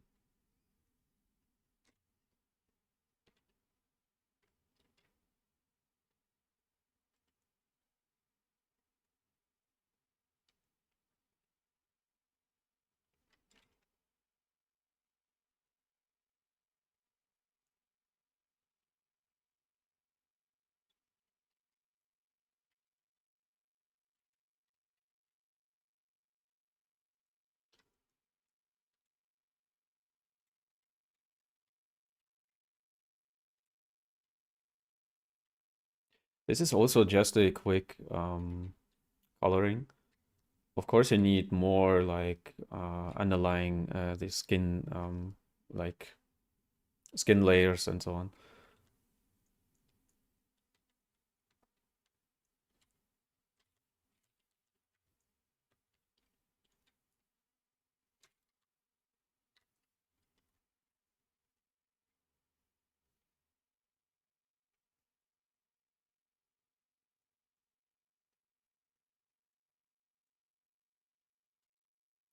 Let me put some strokes here. Of course, I'm not a master in hand painted textures or so.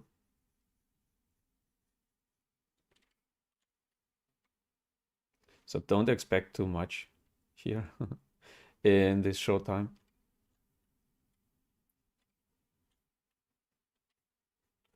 And of course, it's just coloring. It's not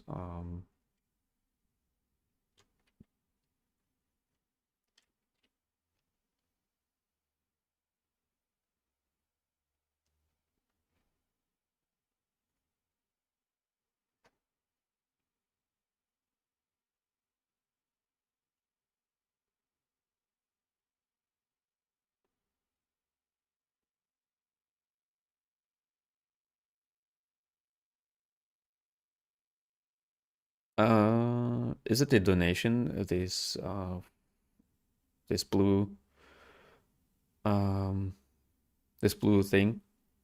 Because I see it for the first time. So when this is a donation, I thank you a lot. This helps actually your donations and your participation in um,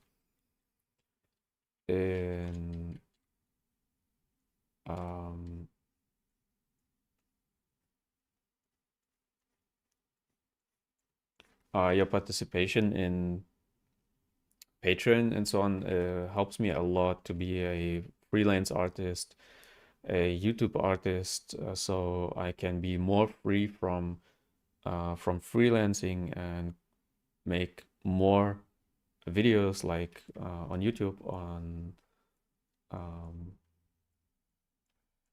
on Patreon, more courses. And yeah, I thank you a lot. I thank you a lot for your donation.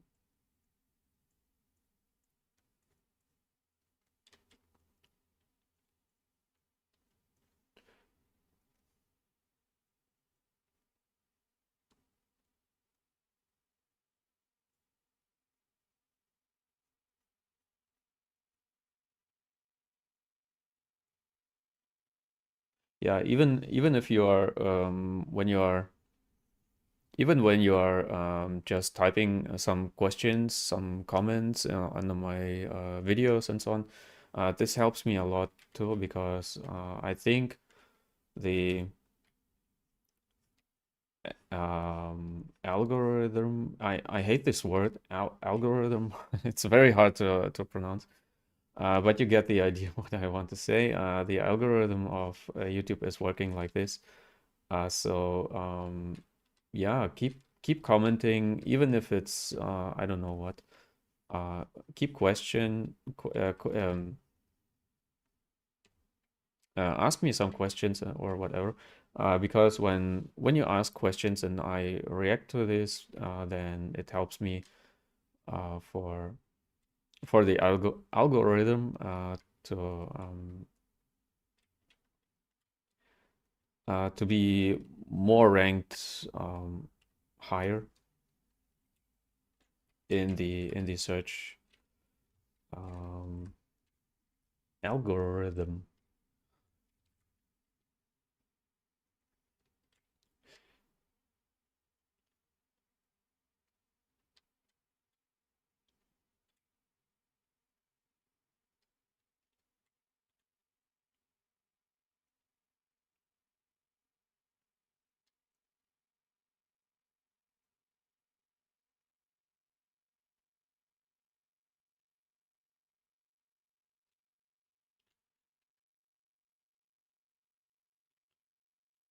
So yeah, thanks a lot for your donation.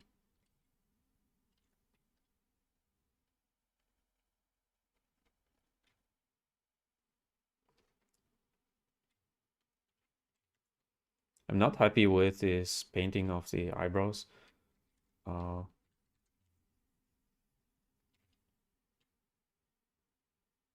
like I said, I'm not a huge hand painting artist.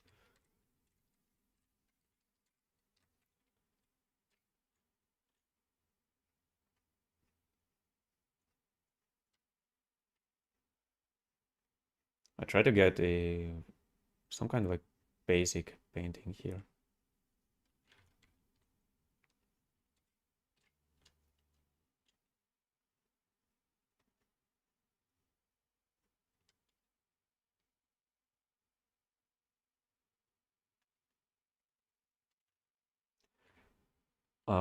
On the beard, I can mask by cavity and fill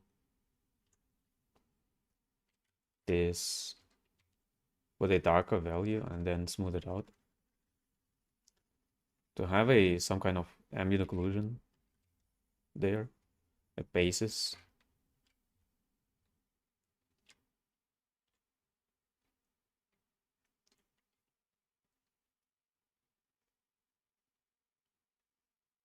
And then some white strokes here.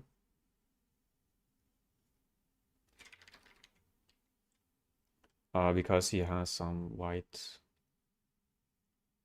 hairs.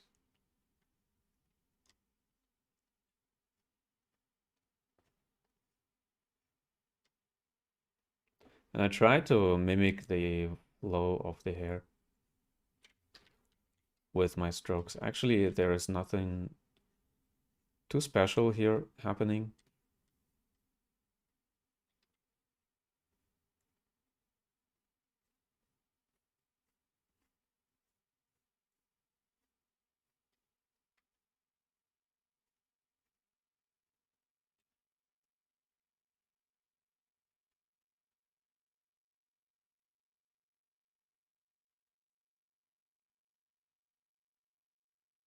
Of course, you need more subdivision levels here, more geometry to get these fine details, but for this piece, it's just a practice, it's just a showcase.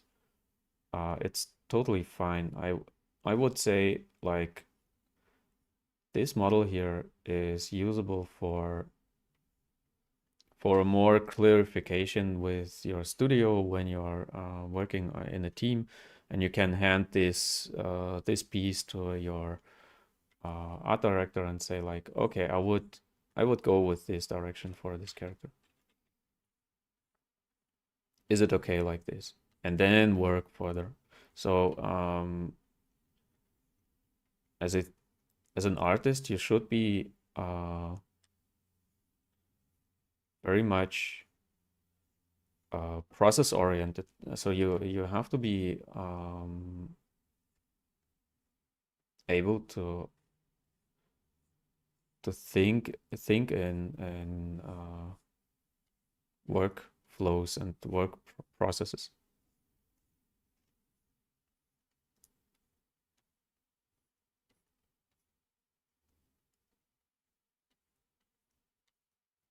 and and be like a team player.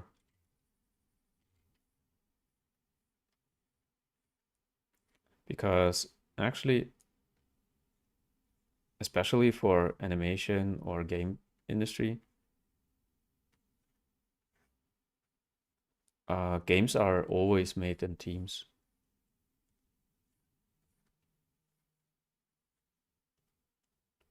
And you have to be able to work in a team.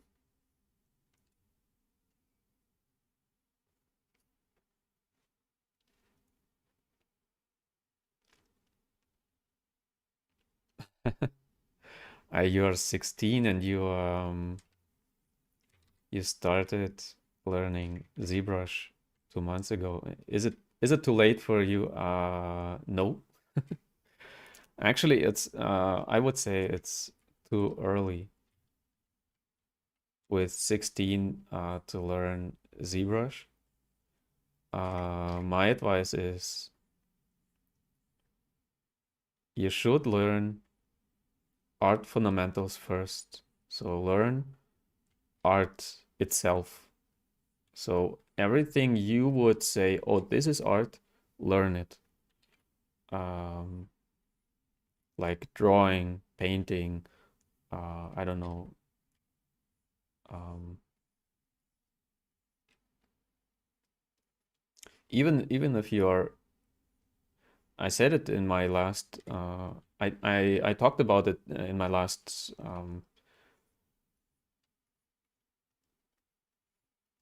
uh, in my last stream. So please have a look there.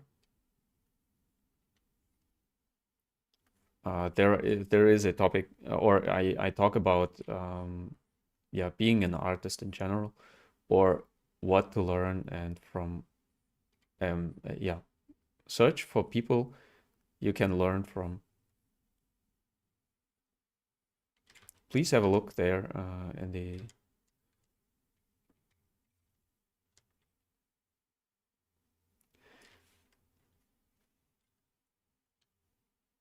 But when you are 16, then it's absolutely not too late. It's very, very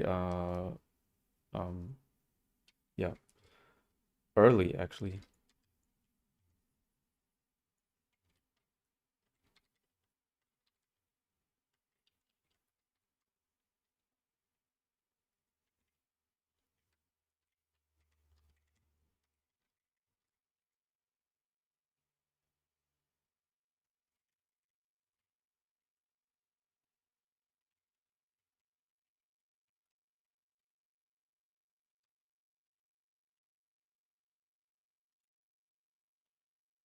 Okay, I think I'm pretty happy with this piece, how it came out, and I like the coloring actually I did here on the beard. Of course, it's like I said, it's just a one step in the production, in the production. Be able work in yeah, in steps, like product oriented. I said it in my last stream as well. So please have a look at my videos and my VODs, and of course my streams. Please visit my Patreon, support me as a patron. Thank you a lot to Nana's Zone. I hope I got your name correct. Nana's Zone. Thank you for your donation. And I hope to see you in my next streams and my next videos. And I hope you enjoy this piece here. Maybe I will return to this piece someday. Because I actually worked on some pieces like this orc last time.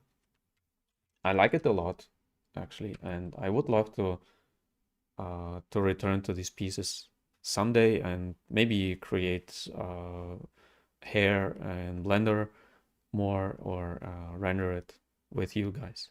So yeah, thank you. Thank you for being with me these, I think it was 2 hours or so. I will grab a lunch now, and I see you in the next video.